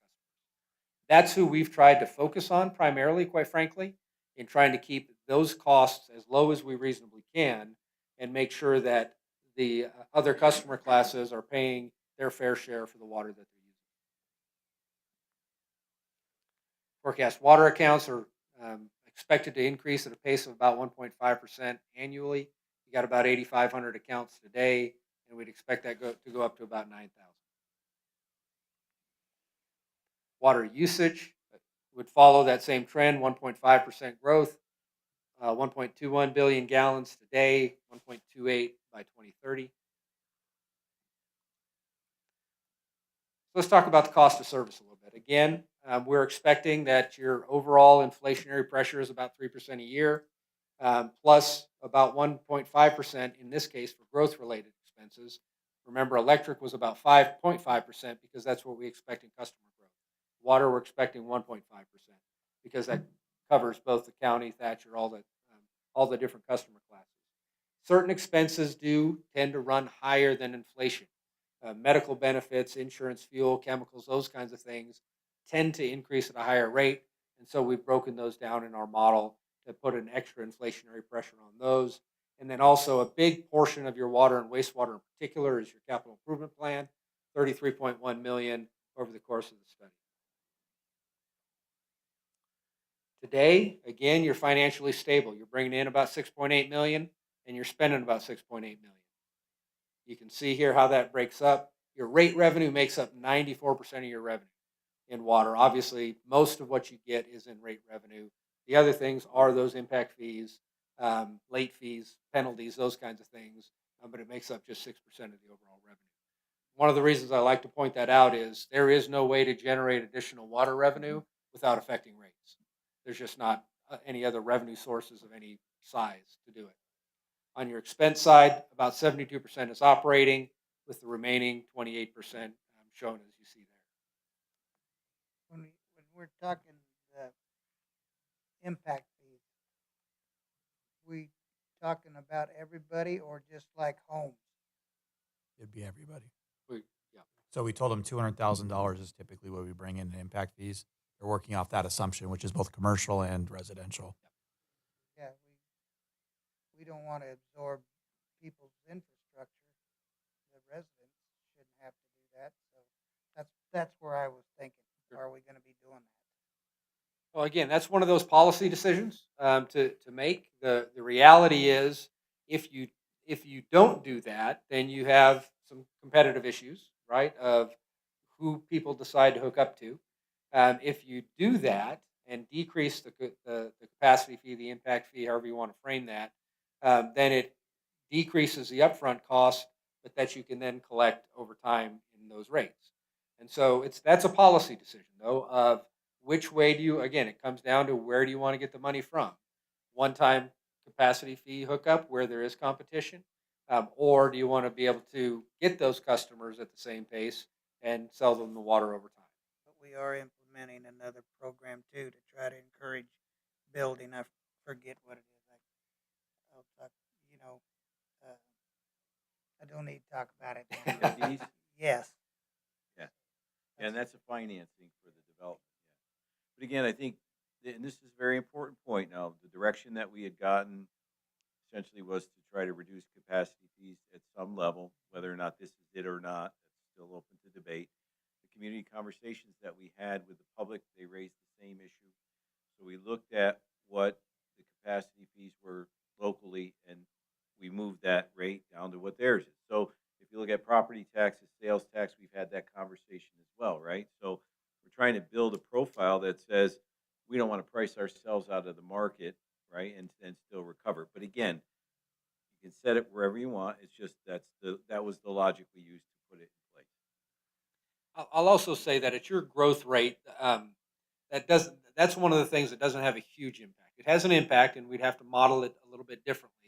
But it's, again, you've got 6.8 million in revenue a year on your water side, 200,000 roughly today is capacity fees, and so it's a relatively small component of your overall revenue.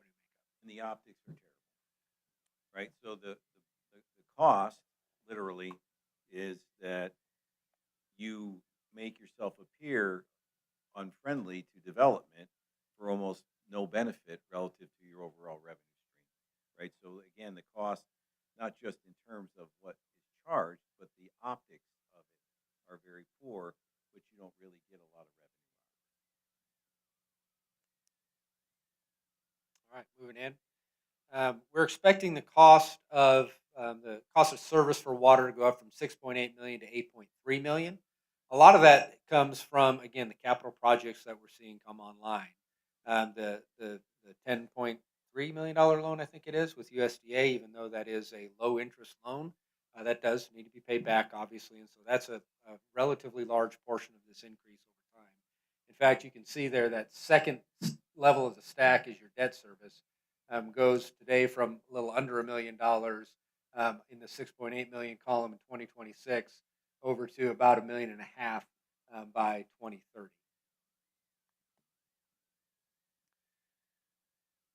Again, this is the CIP forecast through 2035, and so we do have a 10-year CIP here that we've modeled out. We have looked at that on an annual basis with your staff to try and understand when those costs are likely to be experienced.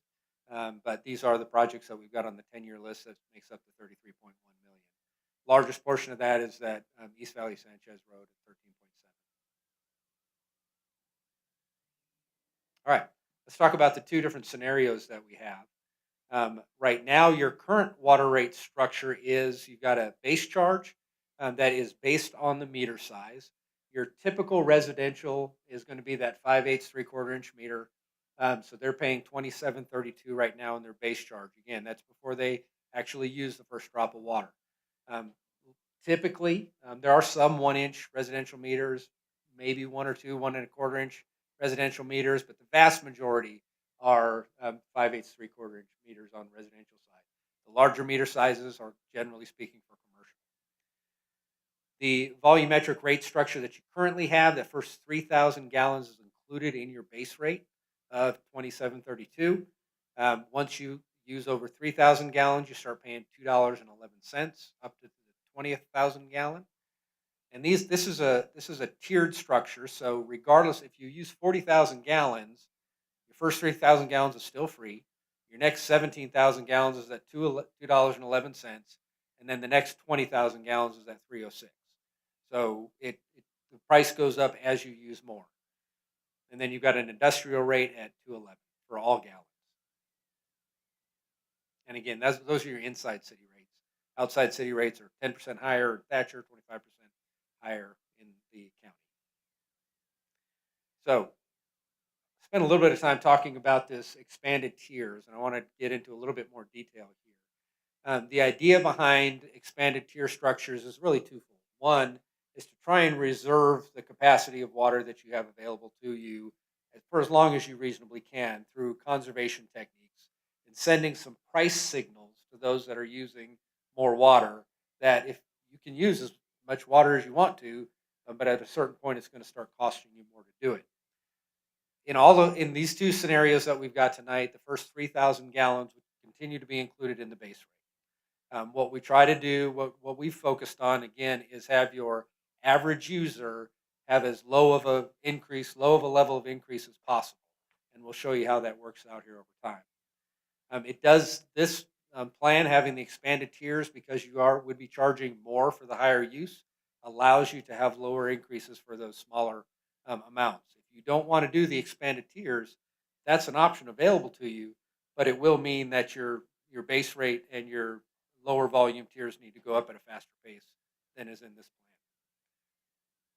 It's important to note that the higher volume users will experience a larger impact in this plan. And so for those, whether they're residential or commercial, that are high users, this is a plan that will affect them differently than how it's affecting the vast majority of your customers.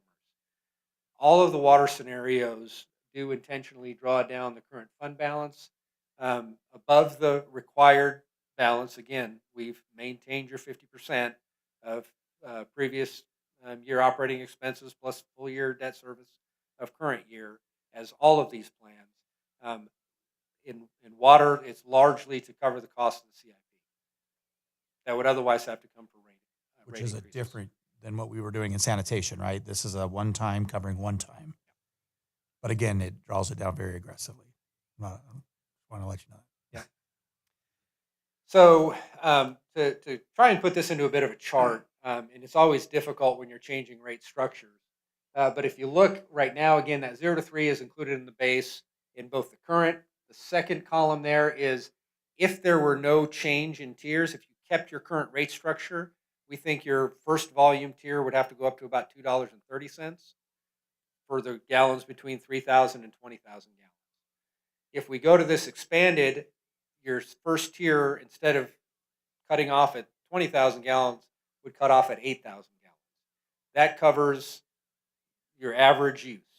Again, your average. You tell us 75? 75 is up to the 12%. It's about 60% of your residential use is within the first 8,000 gallons. Say residential, you mean the entire valley? What's that? The entire valley or just that? We just modeled it on Safford, but we would expect to see the same, quite frankly. 60% of your users are not seeing any increase in their bill if they stay within that 8,000 gallons. If they stay, yeah, exactly. If they stay under 8,000 gallons, pay today $2.11 for those gallons. If you don't do an expanded tier, they'd have to pay about $2.30. If we do the expanded tier, they could continue to pay $2.11 for those first 8,000 gallons. However, the expanded tiers, meaning more tiers, we'd go from a tier from 8,000 to 12,000 gallons. That would go up to $2.55. From 12 to 16,000 gallons would go up to $3.06. From 16 to 25,000 gallons would go up to $3.83. 25 to 40 would go up to $4.63, and then everything above 40 would go up to $5.79. So again, this kind of illustrates, as you begin to expand the tiers, you want to do a couple of different things. You want to have tiers that that makes some sense. And so we've designed this first 8,000 gallon cutoff to be a little bit higher than your average user, right? The 12,000 cutoff is about 75% of your residential gallons are 12,000 gallons or less. So that covers the vast majority of most of your residential bills. And also remember that 255 would only be for the gallons between 8 and 12. Wouldn't be for all of the gallons. But then it does start to get higher as you move up, right? So right now, again, your tiers are 3 to 20, 20 to 40, and 40 and above. This would now have 6 tiers where there are currently 3. And there are portions of the summer where you could go above 8,000 gallons. Yeah. If you have a grass lawn, you're probably in the 16,000 gallon area. So when we say average, that's an average bill over the year. That not everybody, it's very cyclical. During the winter, you don't use a lot of water, but in the summer, everybody uses a little bit more water. But it also is part of the ongoing program that we looked at when Steve Ween wrote, so many years ago now, a memo that had various tiers to it. The first of which was conserve to preserve, right? It was voluntary education for restriction. The second part of that memo was having a tier structure that reflected usage so that premium users paid a premium price, while you kept the average user, which is about 7,500 gallons, so we put a little cushion at that lower level. And then as you demanded more, again, you paid more because you have a situation where water is an issue, not just today, but 10, 20, 50 years down the road. So again, these structures would be, I think, in the industry called, conservation type structuring to encourage that you maximize the use of the water that you have. John, I like the increased tiers. With a lot of these, we look at those small families or the elderly, but correct me if I'm wrong, the only way you're hitting some of those other tiers is lawn maintenance. Right. And lawn puts in those typically, yes. 16s, Yeah, 25. you're not getting to those numbers because you have a family of 10 and that's more showers. You're not getting anywhere near those Why we numbers. designed it this way, so that the average users on the lower rung don't pay more. Right. Right? You're paying more to have a higher level of service, right? That level is most likely outdoor watering. Right. I can speak from, I'm a water user too. I've got 5 people in my household. Inside the house, we don't pay a lot of attention, quite frankly, to the water that we use. When we're not watering outside, we use about 6,500 gallons. Like in Safford, the city of Safford is the biggest water user of the city of Safford rates, right? So we use 500,000 gallons. So we would definitely be charging ourselves that highest tier. Yeah. The city of Safford will be paying a higher bill Right. in this thing. So not everybody's left unscathed. Yeah, in order to try and maintain as small of increases as possible for those that tend to be most sensitive to the pricing, it has to come from somewhere. And in this case, it comes from those that are using more water. We've got the most green lawns. Mm-hmm. No water on the lawns at noon anymore, right? I can't guarantee that. We'll go right ahead, but just pay for it. But you're going to pay for it. And we don't have demand stuff, so we're not saying That's there's right. peak time or anything. That's right. But there are some pretty big price tags for lawns. Oh, I know who. But parks have lawns, right? Parks have lawns. Or they have I gravel still lawns. want grass in a dog park. I do. That's demand is way too hefty. I throw that out there. All right. So I just want to point out again, we've got 2 scenarios tonight. The only difference is how we're treating multifamily and how that affects everything else within the rate structure as well. Both of them rely on that expanded tier structure. Again, there's nothing magic about that tier structure. We've put a lot of thought into it, but if there's something that comes up between now and when I come back next month that we need to talk about further, we can readjust.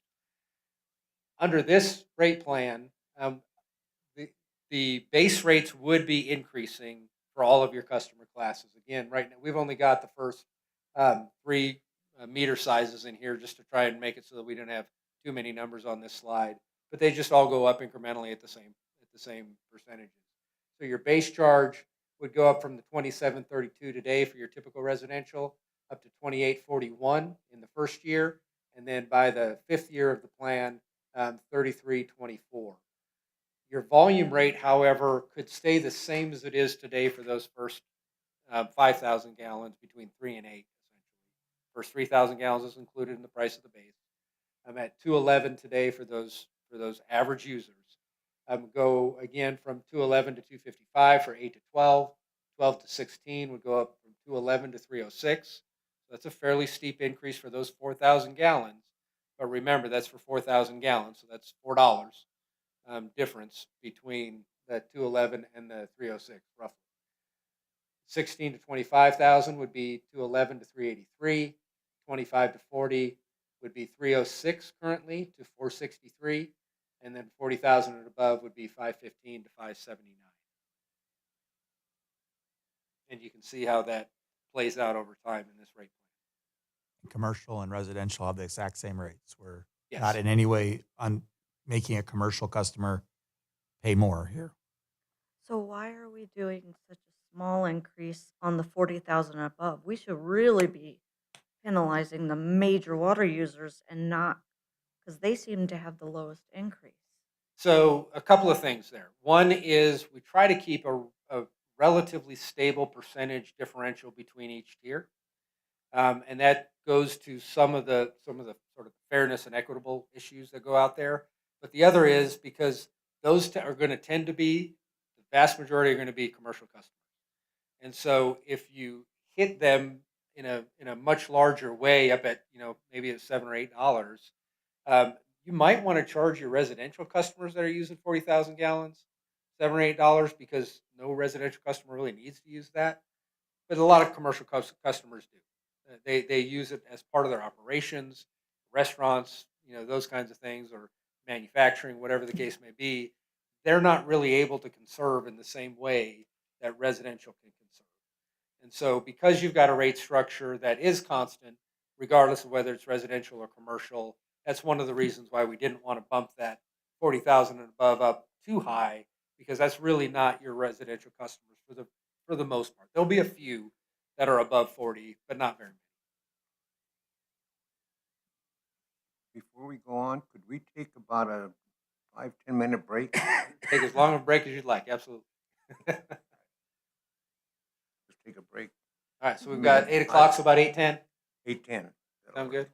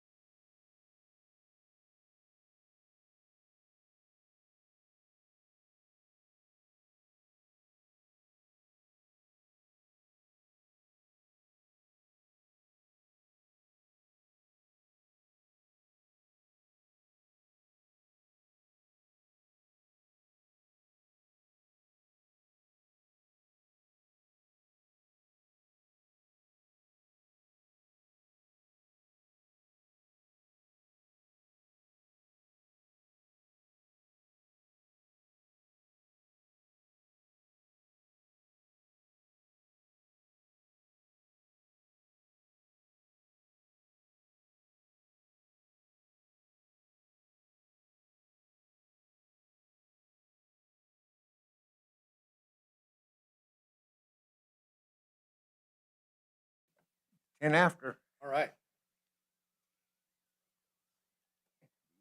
I appreciate the suggestion of a break. I get going and I just forget about it. All right.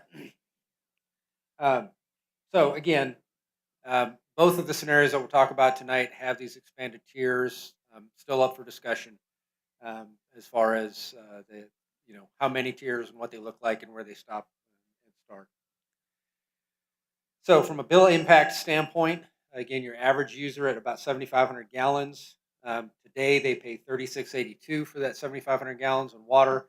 Under this plan, year one they'd pay $37.91. That's a $1.09 increase, 3% increase. That is all in the base rate, because under 8,000 gallons they're paying the same $2.11 that they would be charged today for the volume. So it's a $1.09 increase in the base rate only is essentially what you're seeing there. And then in 27, 28, 29, and 30, we're looking at a 4% increase in each of those years. Note, however, a 20,000 gallon user, down at the bottom of the chart here, would go from 67.94 up to 84.85.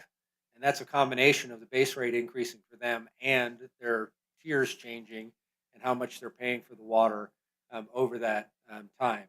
So that goes up by almost 25% in the first year, but then it levels off to the same 4% increases after that.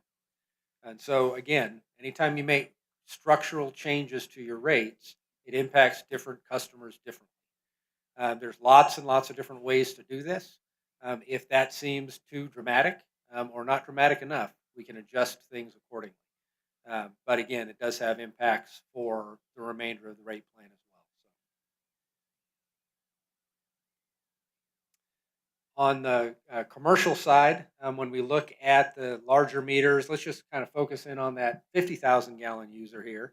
Again, goes from $161.35 up to $279.17. It's a $117 increase per month for a 50,000 gallon user. So even though that differential on that top end tier of over 40,000 didn't seem to move as much, you have to remember that all of those interim tiers between 8 and 12, 12 and 6, those are increasing at the larger rates as well. And so a large user would have a large impact under this plan. This isn't phased. This is all getting all of that expanded tiers all in the first year. It can be phased if necessary. But again, we just wanted to point out that a small commercial user, a 10,000 gallon user with a 1-inch meter, their total bill would go up 5%, $237. And that's partly in base rate and partly in the commodity rate or the usage charge, because they would go over that 8,000 and start to get into that 10 to 12,000 gallon tier. But that's most of your small sort of mom and pop commercial, if you will, is they're going to be on a 1-inch meter. They're going to use 10, 12,000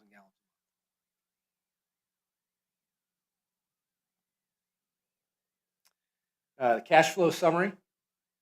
And this is a lot of numbers. What I'm going to have you essentially focus on here is those last two, the ending fund balance going from 6.7 million in 2026 over the 3.47 million 50% fund balance requirement. Obviously, that's a lot of headroom there.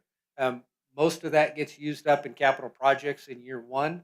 And so we still maintain more than the 50%, but wanted to make sure that you saw that there is a pretty steep drawdown to pay for some of your capital projects in year one.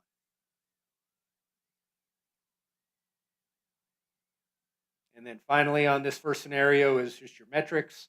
I'm going to kind of walk through these relatively quickly. Your net revenues, and that's just how much in addition over and above your costs you're collecting, which you do need to, generally speaking, have positive net revenues. So you'd like to have that because your fund balance increase, as your costs go up, your fund balance requirement goes up as well.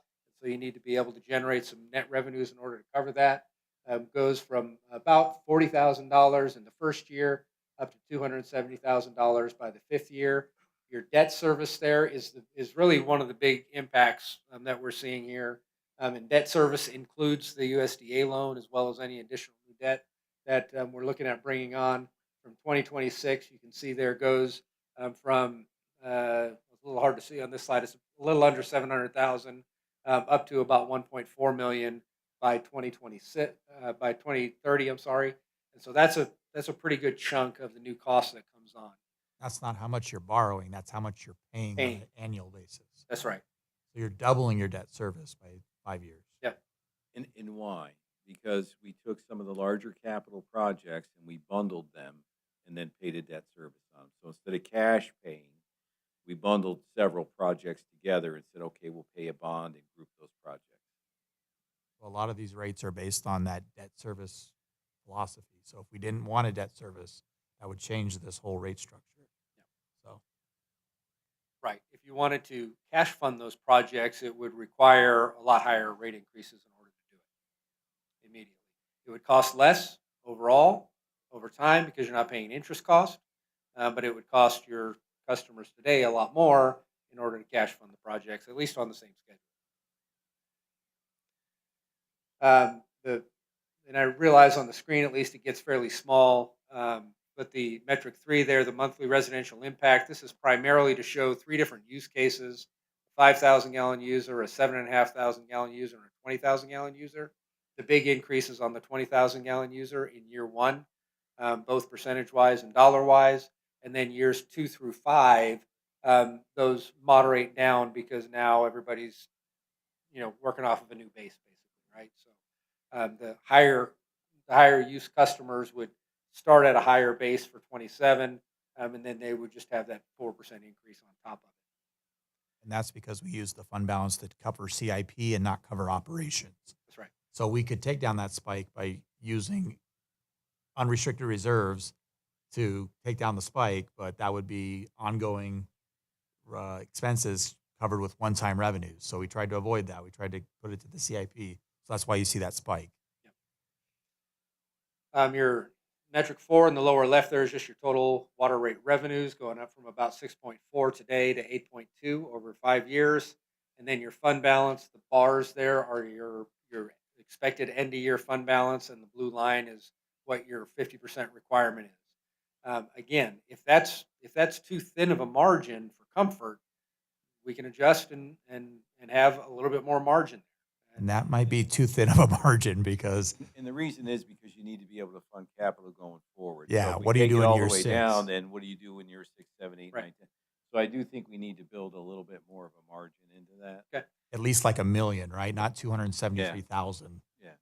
So one other thing, though, that doesn't show up on this 5-year chart is in 2031, you do have some existing debt service rolling off that will free up a little bit of additional headroom as well. But we'll take a look at that and Yeah, we should That- make sure that's because the- it's going to be, you want to always have that flow because above the line is how you're going to pay for that Yep. capital. So you always want to be able to fund future Right. projects. This is like the best case scenario to keep the rates lowest, Yeah. right? Yeah. Yeah. But For 5 years, anyway. for 5 5 years. right? Yeah. And we need to be able to string 5 years together over time. So that's our one suggestion here. But like, is this your last slide on this before we go into another? Scenario, yep. And then another we got scenario scenario. 2. So I guess make sure that are we fine with the multi-tiering? We're fine with the higher users pay the higher rate. The lower user doesn't see the rate increases. And we see the need for this. So it's not only a rate increase in the next 5 years, it could be debt service approvals, also large debt service approvals. 21 million? That's about 20. $21 million over the next 5 years we're going to borrow.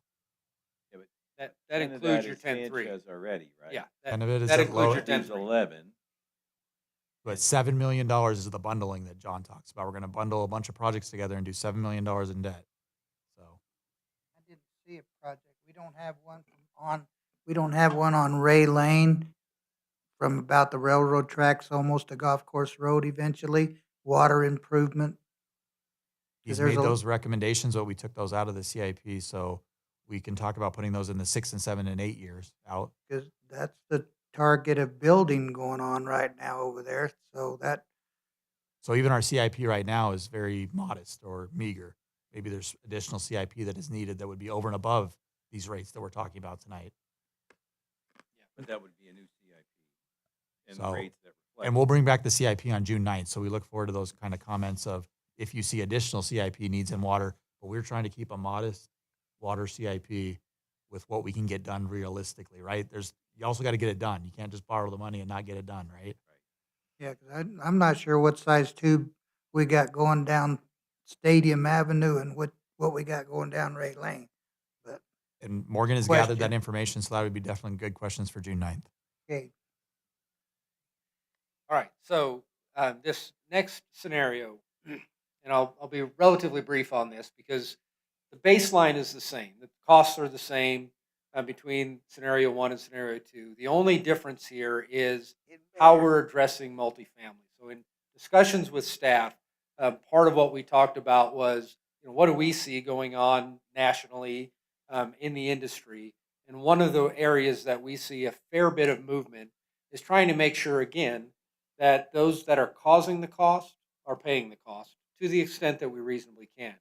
What we often see when multifamily is charged according to a commercial structure, like has been done historically, is that multifamily on a per gallon and a per person basis ends up actually, um, paying a fair bit less than your single family does for the same type of service. And so that's just sort of the dynamic of charging a commercial rate versus a multifamily rate versus a single family rate. And so what we wanted to do is try and right size that. And one of the ways to do that is right now your multifamily is charged a meter size charge. So if they've got a 4-inch meter, they're paying $153.46 on a monthly basis for their base charge, and then they're paying the tiered structure rate for all their gallons. Same tier structure today, currently, as your commercial, as your residential. 0 to 3 is included in the meter. Base charge 3 to 20, 20 to 40, and 40 and above. And so again, what that does is it effectively has where multifamily tenants end up paying relatively less for the same service than single family does. And so to right size that, we've got a recommendation here for you to take a look at that generates essentially close to the same amount of revenue. It just splits up who you're generating that revenue from a little bit differently. So as we look at this, this is one that we are recommending that if you go down this path, if this is something that you want to do, that we phase this in. Because the immediate impact, if you tried to have the per unit base charge of multifamily be the same as a single family home base charge today, for your larger complexes especially, their bills would go up astronomically. And so we're looking at phasing this in. But what we're looking at phasing in is instead of having that 4-inch meter charge or whatever size their meter happens to be, look at how many units they have in that apartment complex, whether it's 2, 3, 4, or 100, and charge a proportional base rate based on the number of units that's within the complex. So for easy math purposes, we'll just say 100 unit complex, right? Which I realize is a large complex. You've got 2, I think, that are over 100 units that are part of your customer makeup. But so what they would do is they would go to start paying based on the number of units that they have, as opposed to just the base charge based on the meter size. This more accurately gets in line the relative costs for a person or a family that are living in a multifamily complex versus in a single family complex. Now, we initially ran a scenario that had it go up to 100% of the single family base charge. In looking at how that works in the out years, that would actually end up over collecting from your multifamily. And so we've backed that down to 60%, which you can see there in that second, down to 60% of your residential base charge, which effectively gets to where now they're paying a base charge and still getting that first 3,000 gallons included essentially in their base charge, and we're phasing that in over time. So I know it's a different way of kind of looking and thinking, but in addition to the per unit base charges that we'd be charging, then we're doing away with the tiered volume structure for multifamily and charging just a flat rate that's based on the second tier of your single family residential rate. Where it tends to have an impact is right now with the way that you've got it. Small apartment complexes or multifamily complexes, I'll call them, because this includes your 2, 3, 4-plex type units that you've got a fair number of. Right now, they just pay that base charge and then a volume rate. The volume rates that they're paying, because they're based essentially on a residential structure, a family that's, 4 families that are living in a fourplex unit um, end up paying about $11 or $12 where for the base charge um, today effectively, as opposed to a single family paying $27. And so we're trying to rectify that and get that to be closer to equal on the whole, so that a multifamily family that's in a multifamily unit is relatively speaking paying about the same as a single family in a single family home. And so again, this is something that we're seeing across the country as utilities are trying to get a little bit more, I guess, structured around how they're collecting the costs that are associated with the system.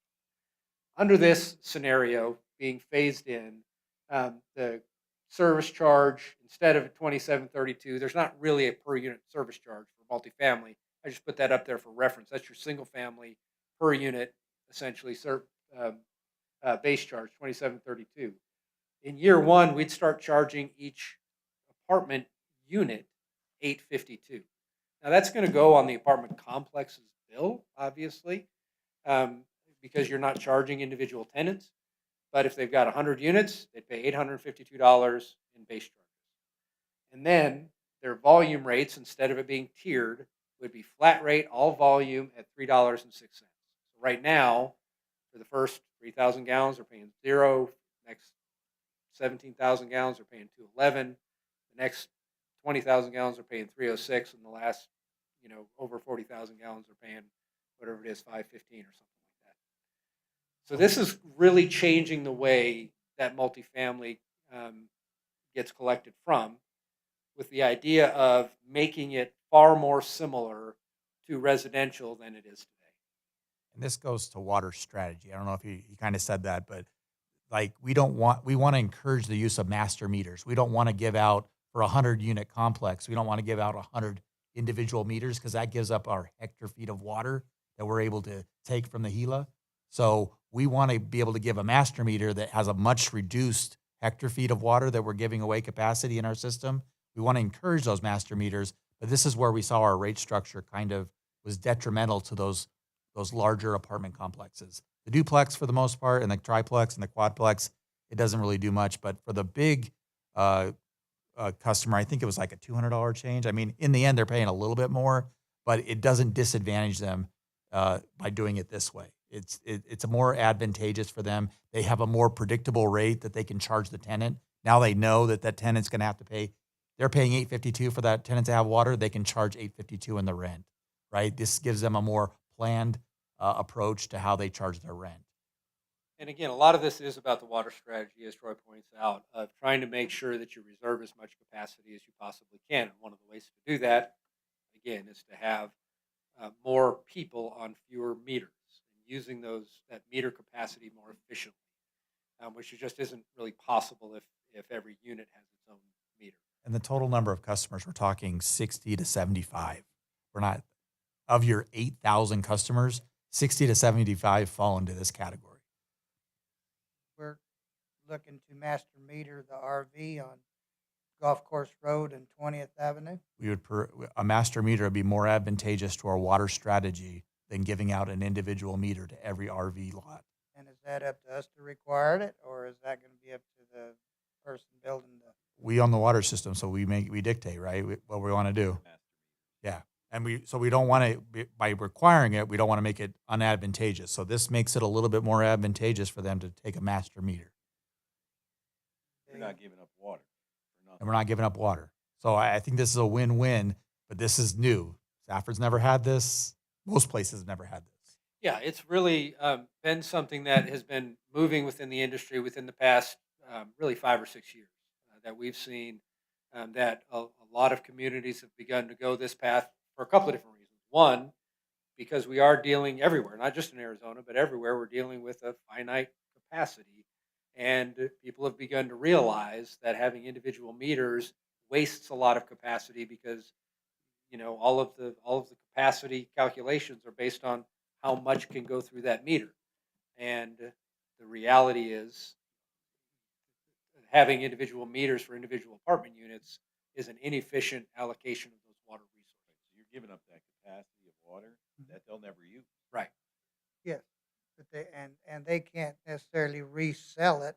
Right. They're gonna have to have a set charge per all equal for the residents there. Well, and that's another part of what we're trying to go towards here is to make the apartment complexes, the master meter account, make their costs more stable. Now there's still a volume charge, so if they're using more, they're going to pay more. Most of those, though, that are particularly above, say, 8 or so units, they're going to have an irrigation meter separate, and so their inside water use should be pretty stable for the vast majority of the year. It's really just going to be based on their occupancy, quite frankly. So, But that volume charge does catch conservation. So if they're letting the toilets leak and they let the sinks run, I mean, they're still getting charged a volumetric charge. Right. So there is an encourage to conserve. So we're not just letting them do whatever they want with the master meter. We're still trying to get conservation in there as part of that function. I'm kind of hoping we're not necessarily responsible for the infrastructure past the master meter. Correct. It's on them to detect any leaks in their apartments. It's on them all that's on them. Not to the extent where we got a mess like Sunrise Village. Sunrise Village is a unique case. A very old one. Very old one. All right. So again, this is about, again, kind of turning those dials in the rate structure to try and match up the cost with who's producing the cost, as well as has the benefit of maximizing the efficiency of your capacity to the extent that we reasonably can. So a lot of numbers on this that are fairly small, but I did want to bring out a couple of different. This is a scenario comparison, because when we do this, again, it collects about the same amount of revenue, but it collects it from different areas. The reality is, over time, particularly after this is fully phased in, it does collect a little bit more from multifamily than is currently being collected from multifamily. We can use that to help offset the residential and other rates, and it more closely aligns who's generating that cost. So if you look at where it really starts to become apparent, I've tried to make it a little bit obvious here with the average user for the single family. So this is under the two different scenarios, just the expanded tiers and keeping multifamily how it is today under a commercial, or scenario 2 being the expanded tiers with multifamily units. And you can see over in the last column, the 4435 is what your typical residential user would pay starting in January 2030 for 7,500 gallons. Under scenario 1. Under scenario 2, that would be able to be a little bit less, 4267 or $1.68 less for the same user under these two different scenarios. That differential ends up getting made up from the multifamily customers.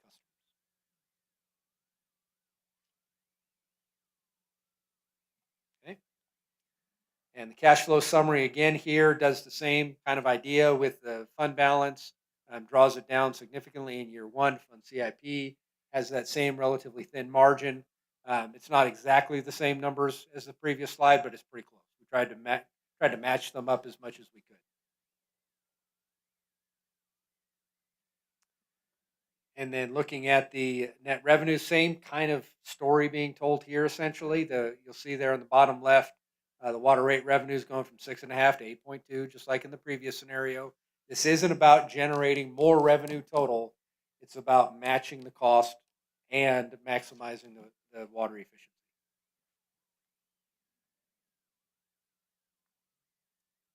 All right. Ready for wastewater? Want to talk about water? Yeah, before any we- other issues on any questions? Water's a little bit more complicated for going through a rate increase. We first have to agree upon what that rate's going to look like, talk about it, and then that starts a 90-day window to raise the rates for water. It's a little bit different than all your other rates. So on water, you have to make a decision quicker than any of the other rates In order to get get to the end. Yeah. So Probably won't implement till about January we're hoping for November. Optimistically, November, but we're not going to implement during the water season in the summer. So it'll be in the low season when they see these rates, and So any sort of, we got two scenarios here. He talks about scenario number 3, which he really means 1. So anytime he wrote scenario 3, on there. he really meant 1. Yeah. But there's 1 and 2. Anyone, do we want multifamily? Do we not want multifamily? Do we just want to focus on multi-tiers? Do we not want to focus on multi-tiers? Multi-tiers for sure. But we like the multi-tiering. What about multifamily?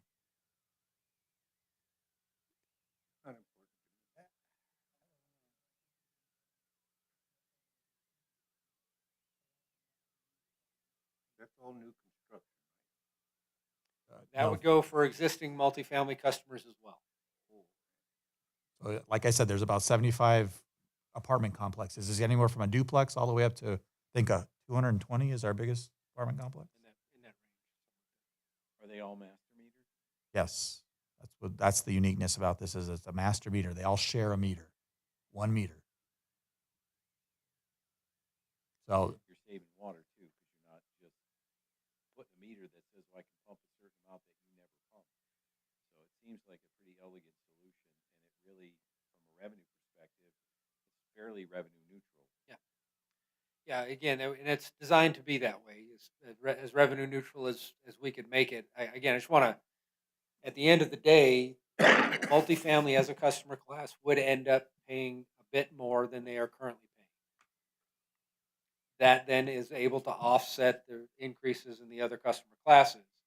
But when we do the analysis to look at the end of when it's fully implemented, how much is a typical multifamily customer that in their case is using about 4,600 gallons per month paying versus a typical single family residence paying using 7,500 gallons per month, and on a per gallon basis we get them equal essentially over this 5-year period. Today it's very unequal based on the size of the complex that you're in and how much water ends up getting used. So just to be clear on the rate structure for multifamily, they would have a different rate structure as far as the base rate and the per gallon rate. Correct. So all of those are just different those for the 75 five. customers would have their the own 5 years. rates. That's right. That's right. So on the volume side, instead of any tiers, it's a flat rate.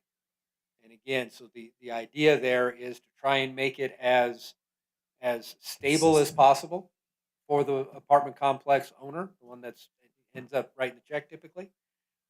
And because that account owner doesn't really have any way of impacting how much water gets used inside of those apartments, we're not penalizing them essentially with a tier structure where they can't really make decisions about who's using more or less water.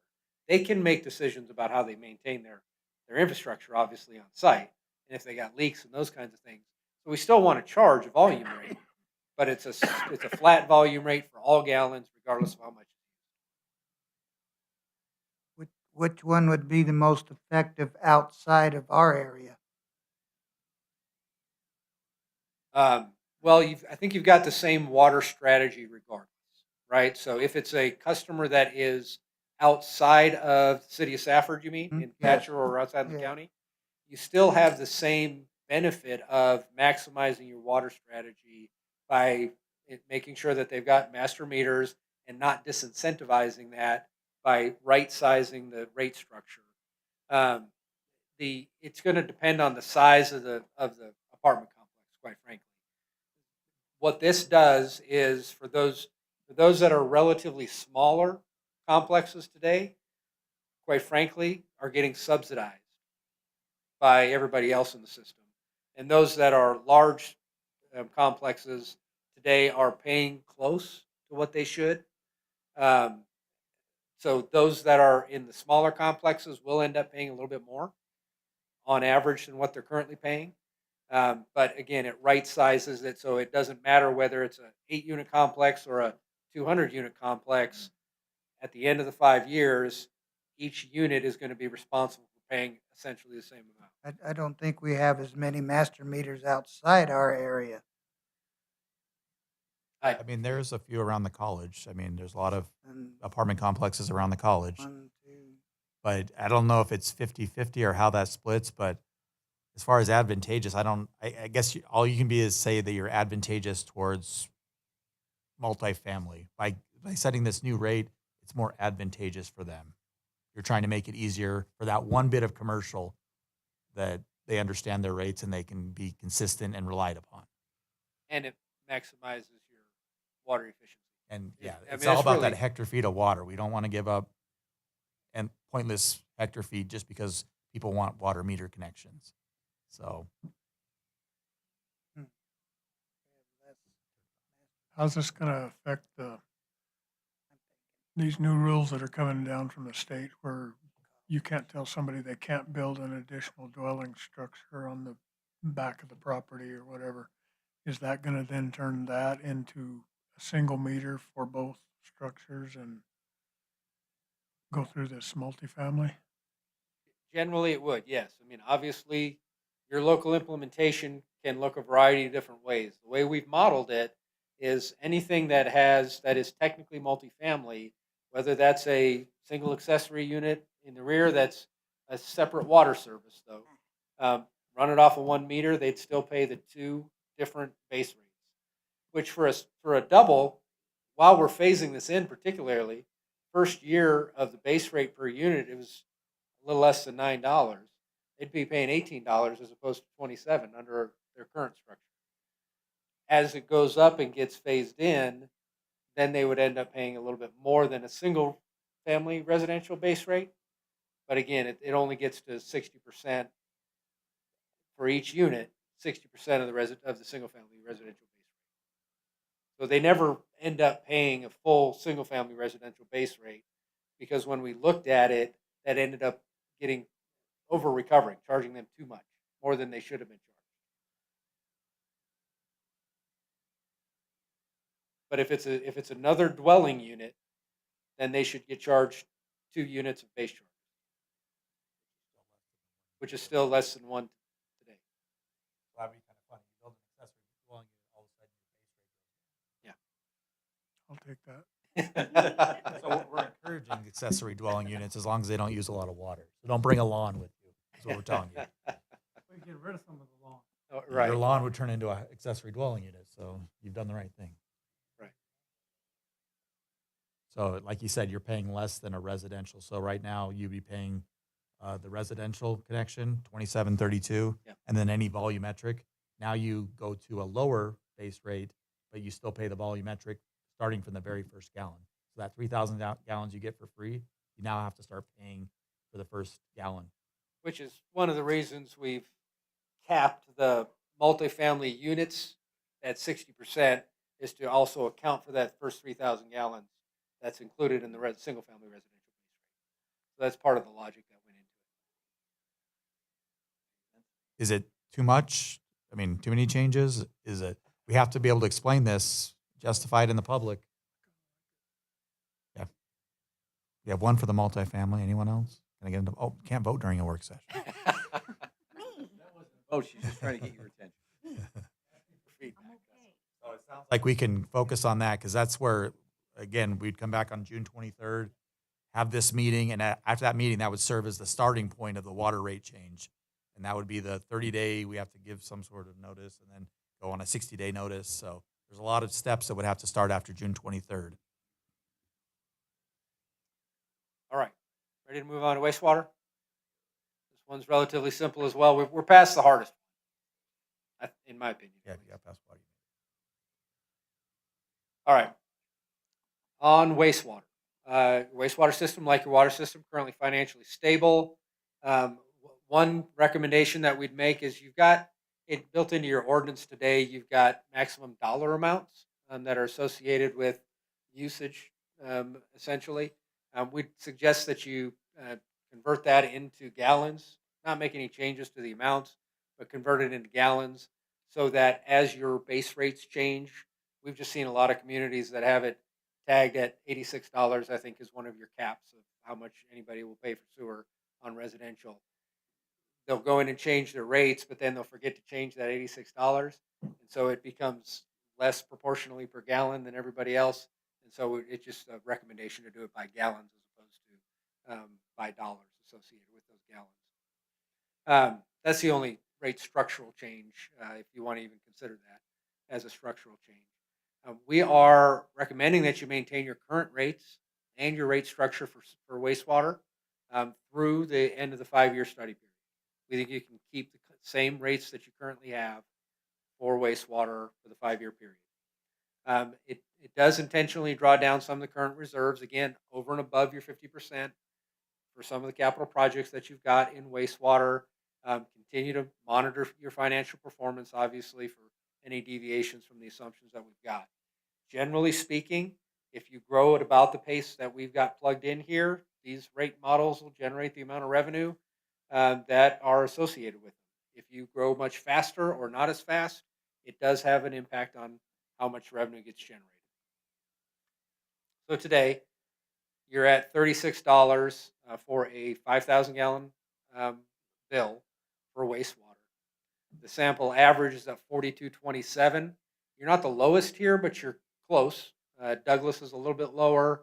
Sierra Vista is a little bit lower. Casa Grande is pretty close to where you're at. Duncan's right about where you're at. Show Low starts to get above where you're at.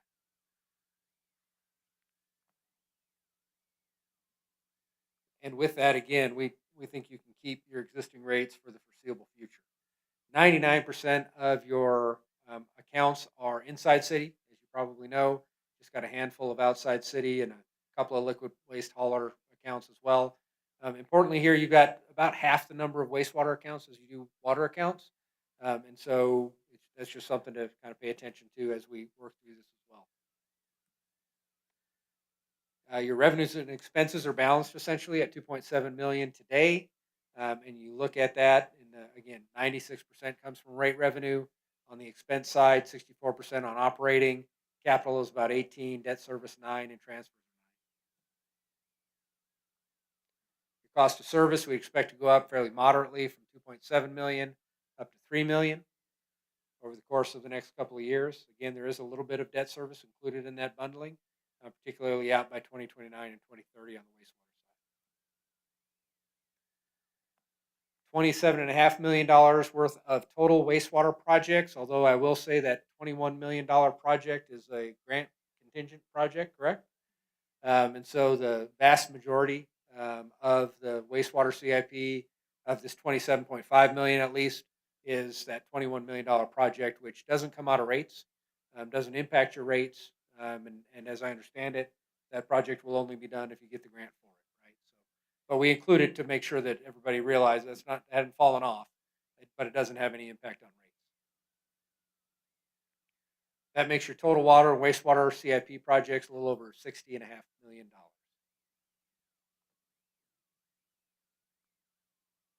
Your current wastewater rate structure. All meter sizes are $36, which is pretty typical to have a single base charge, regardless of the water meter size. And then you've got 7,200 gallons included in your base rate for wastewater today, and then anything above that is $5.57. So most of your residential customers, particularly in the non-irrigation months, are going to pay that $36 because their bills are going to be under 7,200 gallons. It's only calculated during the winter, right? Those 3 winter months. We calculated in January, February, or December, January, February. Very likely. So really, only what you do in the winter calculates this rate, not what happens in the summer. And then you also do have, I think, is an $86 cap on residential that regardless of what you use in those 3 months, you're not going to pay more than $86 for wastewater. Is there going to be any change in the impact fees for the sewer too? We're trying to, Yeah, that's how we've built it in. Is the capacity charges would go down to 500. Yep, that's how we've got it built into this model. All right, so again, we're not seeing any need for any changes until January of 30. You keep the same $36 base charge, and the same $5.57 volume charge. And then by 2030, there's a small increase. I think it's a 2% increase. Then it goes up to $36.72 in January of 30 and $5.68 on your volume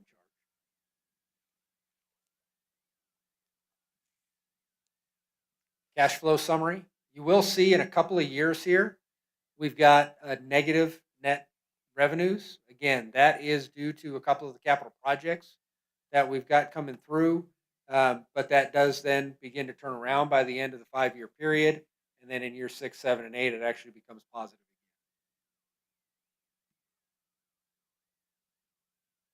When we look at the metrics here, a little bit different view. We are actually using some of the excess fund balance right now in wastewater to help mitigate any future increases. And so that is something that one of the reasons why we're making sure that, again, not only you're aware of that, but secondly, it's something that you're making sure to pay close attention to the assumptions and how those are actually tracking over time. You do have a substantial fund balance in wastewater right now. And from our view, at least, not only are you able to pay for capital projects with that fund balance, but there's still enough margin, even by 2030, without making any adjustments to your rates, that we felt like you could offset some of those, what would otherwise be rate increases, to cover some of those net surplus debt deficiencies in that cash flow summary by using some of your existing fund balance in order to do that. Again, that's a policy decision. If you don't want to use any fund balance to pay for any operating costs, this is the one case where we are doing that a little bit. But your fund balances still stay well above your 50% reserve requirement. You can see there in that metric 5. So, and then we expect years 6 through 10 under this, quite frankly, unless there are significant changes to your CIP, still only 2 or 3% increases in years 6 through 10. Which could be a possibility. Currently you have a 20-year-old facility that you paid $12 million for to build 20 years ago. So it's now 23 years old. So it's getting older. So the next 5-year CIP could show more. But we went out and toured it. The facility looks great. They keep it in great shape. Jacobs runs it well. So right now we're not concerned, but it'll be 28 years old when we go around for another round. So a lot of what ifs in the future. And whatever you paid for that 23 years ago, multiply that by about 1,000 is what you would pay for it today. So a great time to buy. What, halfway useful life at this point? Yeah. Mostly, you typically have 40. But the gravity sewer system, also, we don't have a lot of metrics on that John talks about, knowing what our gravity sewer looks like, doing the inspections on that kind of stuff. They're developing this next year, and we'll have more information for you the next budget, maybe next year, on the gravity portion of the sewer. So, Questions or comments on wastewater? I have probably a stupid question, but how do we, between the fees for wastewater and the fees for water, how do you encourage people to give us their wastewater? And there will be a day when we want it. I mean, now we could probably sell it already. But getting that back, it seems like there should be an incentive to hook to the sewer rather than to septic, and actually, I mean, we charge them more if they want to give it back to us. And I just wonder if there's I think, don't we still have on the books an economic development tool where, and I guess Morgan would be helpful, where if you convert from septic to sewer, I think you get kind of incentive out of that. I don't remember the exact details, but I'm pretty sure that any fees associated with that are waived in order to make that transfer right now. There was something Yeah, and it's still on the books. Well, I know that there's you're seeing in water, that would encourage big users of water to start talking about effluent, because effluent only charges $2.50 per 1,000 gallons. So it's a very cost-effective way to get water if you're looking to just landscape water. But you have to have the infrastructure Yeah. to take it where you want it to go. So first of all, you got to gather all that water, that effluent, in a spot, and then you got to figure out a way to get it where you want it to be. So there's a whole infrastructure element to that. And as far as encouraging additional capacity into your plant, there's also capacity analysis that would need to be done there. And I don't recall, we talked early on about what the capacity of your plant is and how much is being used, but Double what it is today. Okay, Yeah, so we you got talked to plenty them. of They excess could take on capacity. Thatcher Okay. right now and not have to increase, but it would be on the horizon. Right. So, I just know that, like, south of town, where we have a sewer from the federal prison, and people that are so close to it are required by law, if they can hook to it for less than a certain dollar amount or a certain percentage of a septic system, they're required by law to hook to it. I don't know if we lowered the price of that hooking to, if that would put it to where they had to, it might be advantageous at some point. I just, we can look I at it. just see it a lot, and I don't know the ins and outs the- of it, but, Inside the city, for the few septic systems that we have, they're hard to get. oh yeah, they're all They're in downhill. the reason they're septic is because we couldn't get to them by a sewer. Outside, it would depend on distance. Yeah, and it's gravity fed, so you have to, is it downhill to the water treatment plant? Or you're doing forced sewers and things like that get very costly. So, but we can look at that. We'll come back to you on that one. All right, ready to move on into gas? I know it's getting late. Thankfully, gas, I think, is also not all that difficult. We do have some things to talk about, but it's fairly straightforward. No structural changes. Gas system expenses, however, outside have been essentially subsidized by your adjustments that have been able to be passed through. Your operating costs have not been covered by your base charge plus your commodity charge. And so while you've got good fund balances in your gas today, if you make adjustments for your purchase gas, down to where it really ought to be, you're going to start to run in the red on your gas system. So that's just kind of setting the table for where we're starting from, and you'll see how that flows out as we go through this presentation. Gas purchases obviously are a volatile expense, so that's why you've got that purchase gas adjustment component to your rate structure. But again, right now your operating costs are not really being covered by your base and your commodity charges. The recommendations that we've got is to bring the medium and large gas service delivery charges to be equal to your residential delivery charges and small commercial delivery charges. Right now, as you'll see on the rate structure, small commercial and residential pay a certain delivery charge per CCF, but large commercial and medium pay less than that for the delivery charge. We're looking to bring those up so that everybody pays the same delivery charge, which is essentially, again, the cost that it takes for the pipes in the ground and all that sort of thing to get the gas to them. Increase the service availability charge of the base charge and the delivery charges each year by differing percentages, while at the same time decreasing the commodity charge to reflect the current gas costs that you have. Right now, you're collecting more in the commodity charge than you are spending to purchase that gas. So it's not really a pass through. That's allowed an offset to where you're collecting enough revenue overall, but it is collecting it from the commodity charge as opposed to your base and your delivery charge. So Jason, this is the exact opposite of what we talked about. We're subsidizing in sanitation, commercial, and we're in water, we're subsidizing commercial a little bit. It's the exact opposite. Residential is actually being subsidized by commercial and natural gas. The big users are the commercial users, the restaurants, the big buildings. Right. Those are subsidizing the small residential. So this is the exact opposite that we've seen all night long. And now residential is being subsidized. So we're trying to undo that is what he's basically telling you. Well, actually, no. The demand charge.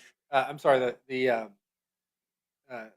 delivery charge. Yeah, getting too many charges in my mind tonight. The delivery charge right now, in essence, it's kind of the other way. Actually, Troy, Okay, with clarify. with gas, is that their delivery charge for large and medium commercial is lower than the small commercial and residential.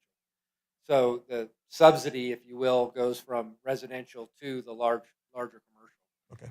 With the delivery charges. So again, the idea here is to get all of that right sized so that everybody pays the same delivery charge, regardless of the size of customer that you are. And then where your bill is going to fluctuate essentially is in how much gas you use. All right. So right now you're very low. Again, lowest in our comparison. Sample average 49.69 for a 3 MCF typical residential bill. Today, your customers would pay 30.30. That excludes the commodity charge for the same reason as we excluded the PPA in electric, because that's so variable across the different communities. We wanted to show sort of apples to apples. What's their, what's the delivery plus the base charges in these different communities, where the commodity charge is then just a pass. And we don't have Southwest Gas on here, which is our local competition, because they're not a municipal government. They're a pseudo government. They have rights of government, but they're not a government. But it's something I could point to my constituents that look. They do pay more. We can get you that information. Yeah. I don't know what's holding us back on that. Yeah. Yeah. Southwest Gas has some real increases on their side. So the current forecast accounts on gas, you got about just under 3,400 total accounts, 3,100 residential, with a couple of hundred commercial, most of those small. So when we talk about the medium and large gas service charges, delivery charges going up, that is based on the amount of units that they're using. And so that will be disproportional to the number of accounts that we're talking about, but you'll see how that shakes out here. We are expecting a 0.5% annual growth in the gas system as well. The forecast usage, again, here you can see on residential, your residential uses a bit over half of your current, although they make up over 90% of your customers. And you can see their small commercial makes up a relatively small proportion. Medium is your smallest proportion. And your large gas service, even though it's only 32 customers, makes up more than either your small or your medium commercial. Small commercials, 217 customers, and they use less gas than your 32 large gas service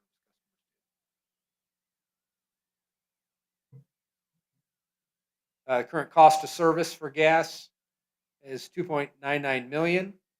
Operating expenses that excludes your purchase gas is $1.7 million. Your purchase gas is about $675 today. Capital outlay is relatively small, and transfers at about 13%. If we look at the forecast cost of service, we expect that to go up by almost $500,000 over the next 5 years. And you can see the capital expenses vary in 27 and 28, and then come back down. They go up to 320 and 495, and then come back down to 250 by 2029. The purchase gas expense, like the purchase electric cost, is based on our best guess, based on history. That could be wildly different, and that's something that we want to make sure that you're like the PPA and electric, that you're adjusting your commodity charge as is appropriate based on your actual cost. So your current rate structure, you've got a service availability charge for residential at 15, small commercial at 17, 25 for medium, and 50 for large. The delivery charge, again, you can see here is $5.10 today for residential and small commercial. That's per MCF. For medium commercial, it goes down to $4.60, and for large, it goes down to $4.30. And so where we're generating some additional revenue within the gas system, because right now you're close to break even, but this is where we're generating some additional revenue, quite frankly, is by increasing that delivery charge for both medium and large gas service. And that allows rates to stay relatively moderate for everybody else. Again, there's still some increases that we're going to show you in a minute here, but this helps offset those increases by charging everybody the same delivery charge, regardless of the type of customer class that they are. And then they would also have, everybody currently has the same commodity charge.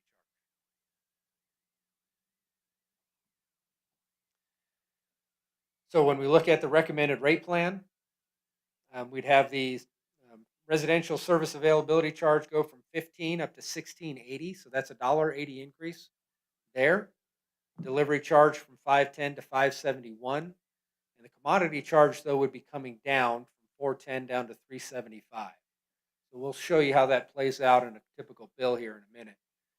But you'll see on the medium and the large gas service, their service availability charges would go up at the same percentage, but the delivery charge would go up and match the 571 for residential and small commercial.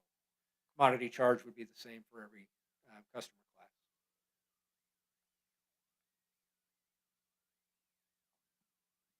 When we look at the total bill impact, this is one where, in order to get to the point of where you're fully covering your operating costs, it does require a 6% increase in year one, or a 6% increase in your total impact on your monthly charges. Again, this is dependent on the gas cost, obviously, but we have built that into this as a component of it. So for a 3 MCF user today, they'd pay $42.60. 6% increase is $2.58. So while it's a fairly large percentage increase, the dollar amount is not astronomical. Goes up to $45.18. But you can see over time that needs to grow to about $67, a little over $67 by effective in July of 2029 in order to get to the point of where you're fully recovering your costs. Right now, the way that you're recovering your costs is in that commodity charge, where you're charging a little bit more than what it's actually costing you to purchase the gas in the first place. You'll see in years 2 and 3 some fairly steep increases here, 11% roughly, and almost 16% in effective in July of 27. We recognize that those are big increases. However, the way that your gas system is structured, as we understand it at least, there's not a ton of availability of different ways that you can mitigate this. You could, not do some of the capital projects, buy some of the capital equipment, perhaps, but your operating costs and your labor costs primarily have increased fairly significantly over the last several years, and we've got to do some catch up. This is really the only one that we've got to do some catch up on. Labor costs are high. Well, they're That Raymond? Labor costs are high. But I think what I said is that they've gone up over the past couple of years in a fairly significant way. So that's primarily what's driving these increases for gas. So could we take those 2 years and take some of that and put it in the first year and the 5th year? It Because can those are be- smaller. It could be smooth, yes. That could be smoothed a bit. However, it's just going to get to the point of we'd have to run the model to see how much of an impact that is, because these percentages do compound. So if you take off 1% in year 2, or just for purposes of math, you have to make up more than 1% in year 5. So the total dollar amount at the end of the day ends up being roughly the same, but the percentages, it's not 1 for 1 based on when you're doing it. But we can run a model that shows it a little bit more smooth than what this model shows. Our goal is to get to full revenue recovery by that 2028 increase, and then by 29 you're basically at inflationary pressure.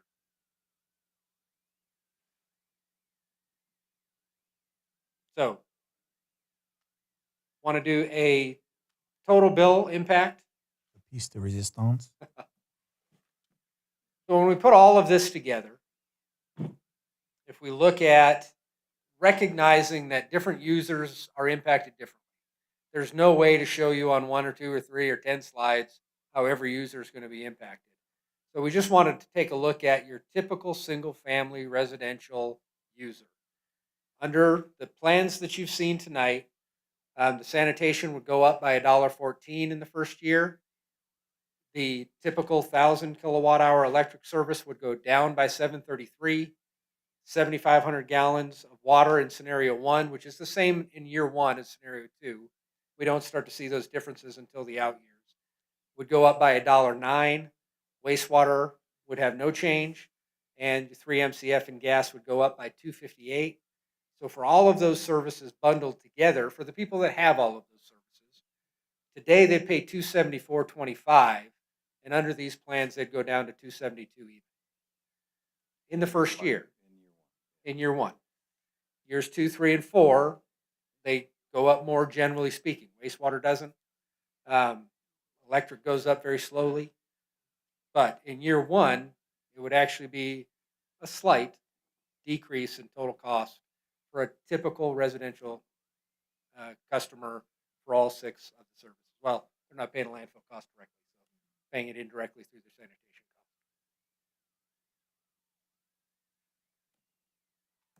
cost. Is that enough information for one night? It It's helped a a lot. lot. That's a lot. It really did it. Reading and then hearing, that, hearing about it sure helped a lot. Is there any thoughts that jump out? Anybody at any point in any fund or any utility comments, suggestions based on what you've heard?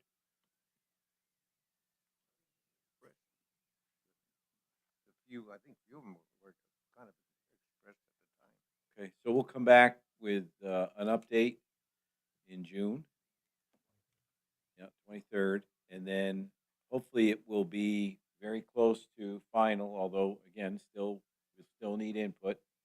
And then at that point, we'll probably bring something in terms of timing and rollout in terms of how we advertise. Water's a little different. There's a little bit more lead time on water. So we'll work out all those dates and we'll bring you back an updated version. I have one comment maybe on the sanitation. Did we look at financing at all for some of the equipment? Or were we Cash looking at funding, cash? I mean, for the small equipment, that is part of the financing package, but the larger equipment is all cash funding. So we could mitigate it by using debt service. I guess it would just buy you time. Eventually, you end up paying for the same amount of vehicle, right? Just interest on top of that. But it could, in a 5-year window, it could make it look lower. So we could mitigate. Just wondering because I think I agree with the bulk trash. I feel like that $25 is quite a jump, and I don't know. I just don't want to see people just dumping their trash somewhere. And so I don't know if that's just another option that we could look at that could possibly even help with that. I don't know.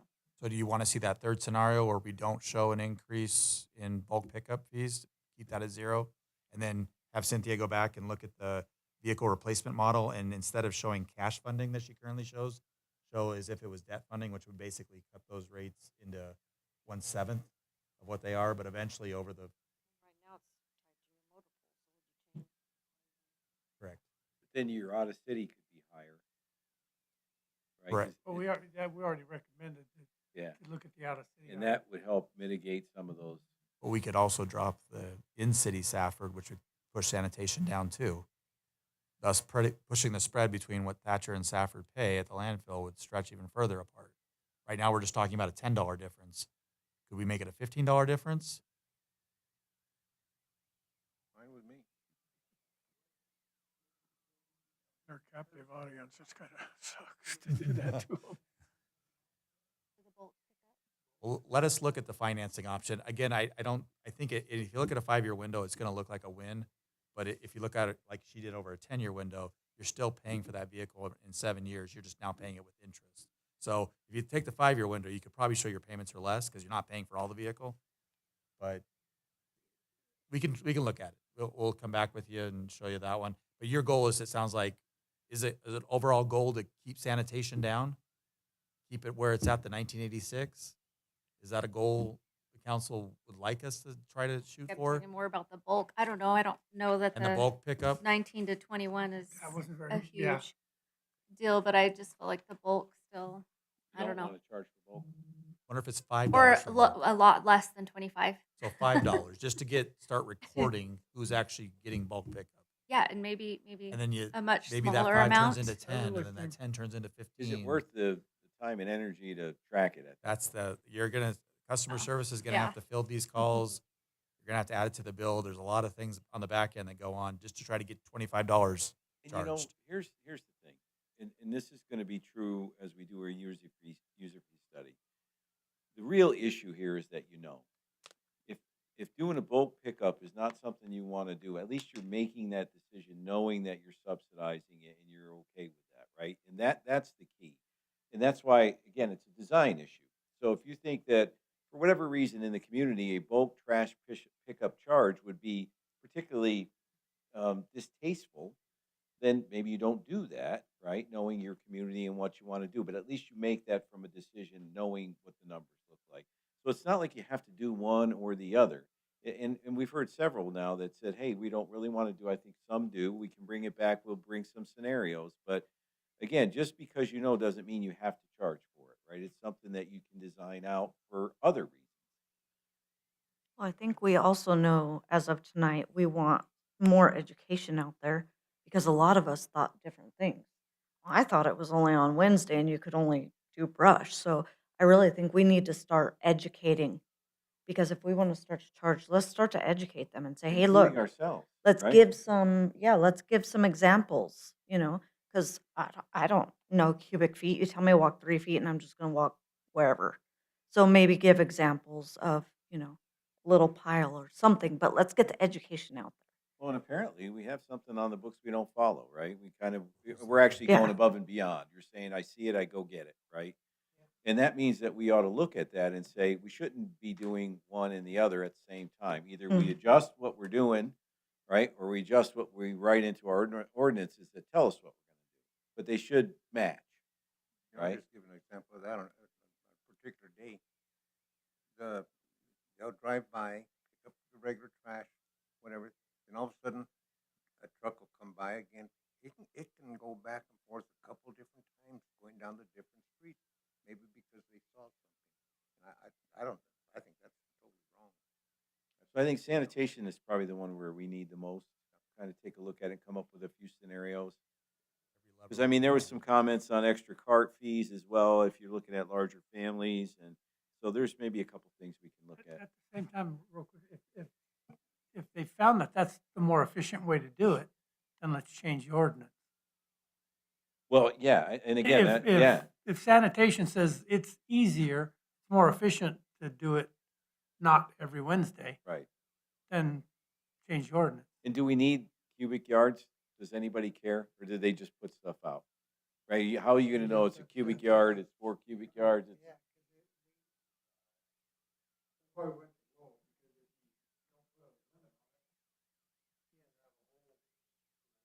so it does serve a purpose Car. Yeah. to kind of cap it, Had that before. like the speed limit. You know, we all drive over 10. No, I'm sorry. No, that's not. Yeah, Where's Brian? So- Curbside is needed, there's no doubt about it, but they need to charge something, even if it's $10, and they call in, because if you, and then again, if you charge, then they're gonna increase the size of the pile. Well, and really, once you're there, the size is really not. When we too say much of one a- trip, there's a capacity to that, a 5 yard dumpster, right? 4 cubic. But when we say one trip, we can fit, like, we have a 5 yard garbage truck, a dump truck. So we'll fit whatever can fit in the back of that dump truck. Used to be branches, but they had to be so long, you had to tie them up, but now you just throw them out. So we'll take a look at that from a It just needs to policy be side. tweaked. Yeah, and then we'll look at the cost. We compared this to Thatcher not doing anything there, but that's not true. Thatcher will bring you a trailer, let you fill it just like, Like we, it's with their green waste, not trash, but, they'll haul it for you. that's not bulk. That's not a couch. No, that's what I'm saying, but it's still It's the same stuff that's left on the curb a lot of times. And they'll bring you, They'll haul it. they do, they'll bring you a truck or a trailer. They have 3 of them and they go out every weekend and they go out every week. They run them just like our guys do with the trailer they have. We ought to look at it. We'll look at, have some level of charge and then some not. And again, if we adjust the gap overall, we may be able to cover that cost anyway. And I think this is where, I mean, if it's the fact that Thatcher's charging less than us in sanitation, this is maybe where their general fund subsidizes their sanitation and we don't. We expect our sanitation to be self-sufficient. So that comparison only goes so far. We don't know how Thatcher gets to their lower rate as much as we know how we get to our rate. So Well, the stuff that they pick up for free and bring you a trailer and a truck and they drive it and all that, it all ends up in a burn pile, and that's how they take care of it. So And it they- doesn't generate anything at the landfill. Right, and somebody's paying for it. It's just being paid for in a different spot, Oh, which is so what they we're burn doing it. right They don't now. take it to the landfill. Right? So They- with they take it respect to the their- landfill tip fee, you were, someone said 47. I think you said try 47 for the out of city. Someone Yes. Earlier, Yes. but But they're, that's to they're get the currently reserves paying, back up too. they're currently paying 52.50. So if they go to 47, we're gonna bring your 37 down further, is what we're trying to do, right? I Are they think at we're also 52? trying to get our reserve back up. I I think think they were at 52.50. I thought they were at 37 or 42. what we currently pay, she's talking about. Thatcher. Everybody pays the 42 This is the plus the landfill. 25%. Plus the 25% add-on, gives everybody that 52.50. Thought we did away with it. Yeah, but in essence, the fee was $52.50 for 1 ton. The recommendation was 37 and 42, and I think we were suggesting check 37, 37 and 47. So I would just add one thing in there. If you know it's 49.03 is the break even, and if both of them are below 49.03, you're robbing from somewhere. Where you're robbing from is the unrestricted reserves. I don't know if we can take that to zero like she's planned. Right. Let's talk about $1 million buffer in there and then see if those rates play out that way. That's my one concern is both of them can't be under 49.03 because there's no way out of county makes up the rest of that. Because if anything, we're going to encourage out of county to stop. Right. 80%. So- That's what we were saying, maybe proportionally keep that up over 52.50 even. Keep it up more than the 52 that they're already Yeah, so paying. maybe it's 55 and we're 47. So sanitation needs a little TLC, and we'll bring back a few scenarios. All right. Any more discussion? Sure want to thank you for all the information. Got a headache now. Okay, we'll go ahead and close the work session and reconvene back into a regular meeting. Item number 10, announcement of current events. Anybody? Future items? Anybody? For us, we want to remember the June 5th Truth and Taxation meeting, which is not this Thursday, but next Thursday. And we're going to have executive session. There's several issues I want to cover. Hopefully, it won't take forever, but I know I didn't want to do that, but Steve said I should do it at that point, so I thought, okay. Same time, 6 o'clock? 6 Yeah. o'clock here. Truth and Taxation with an executive session before or after. The TNT is going to take all of 10 minutes, so hopefully the executive sessions will be relatively quick. It shouldn't be lengthy. No further business. We're Okay. adjourned. Move that we adjourn? No, Second. we don't have to adjourn. No, Work. it's a work Well, session. It's actually a council meeting. And we went into a work session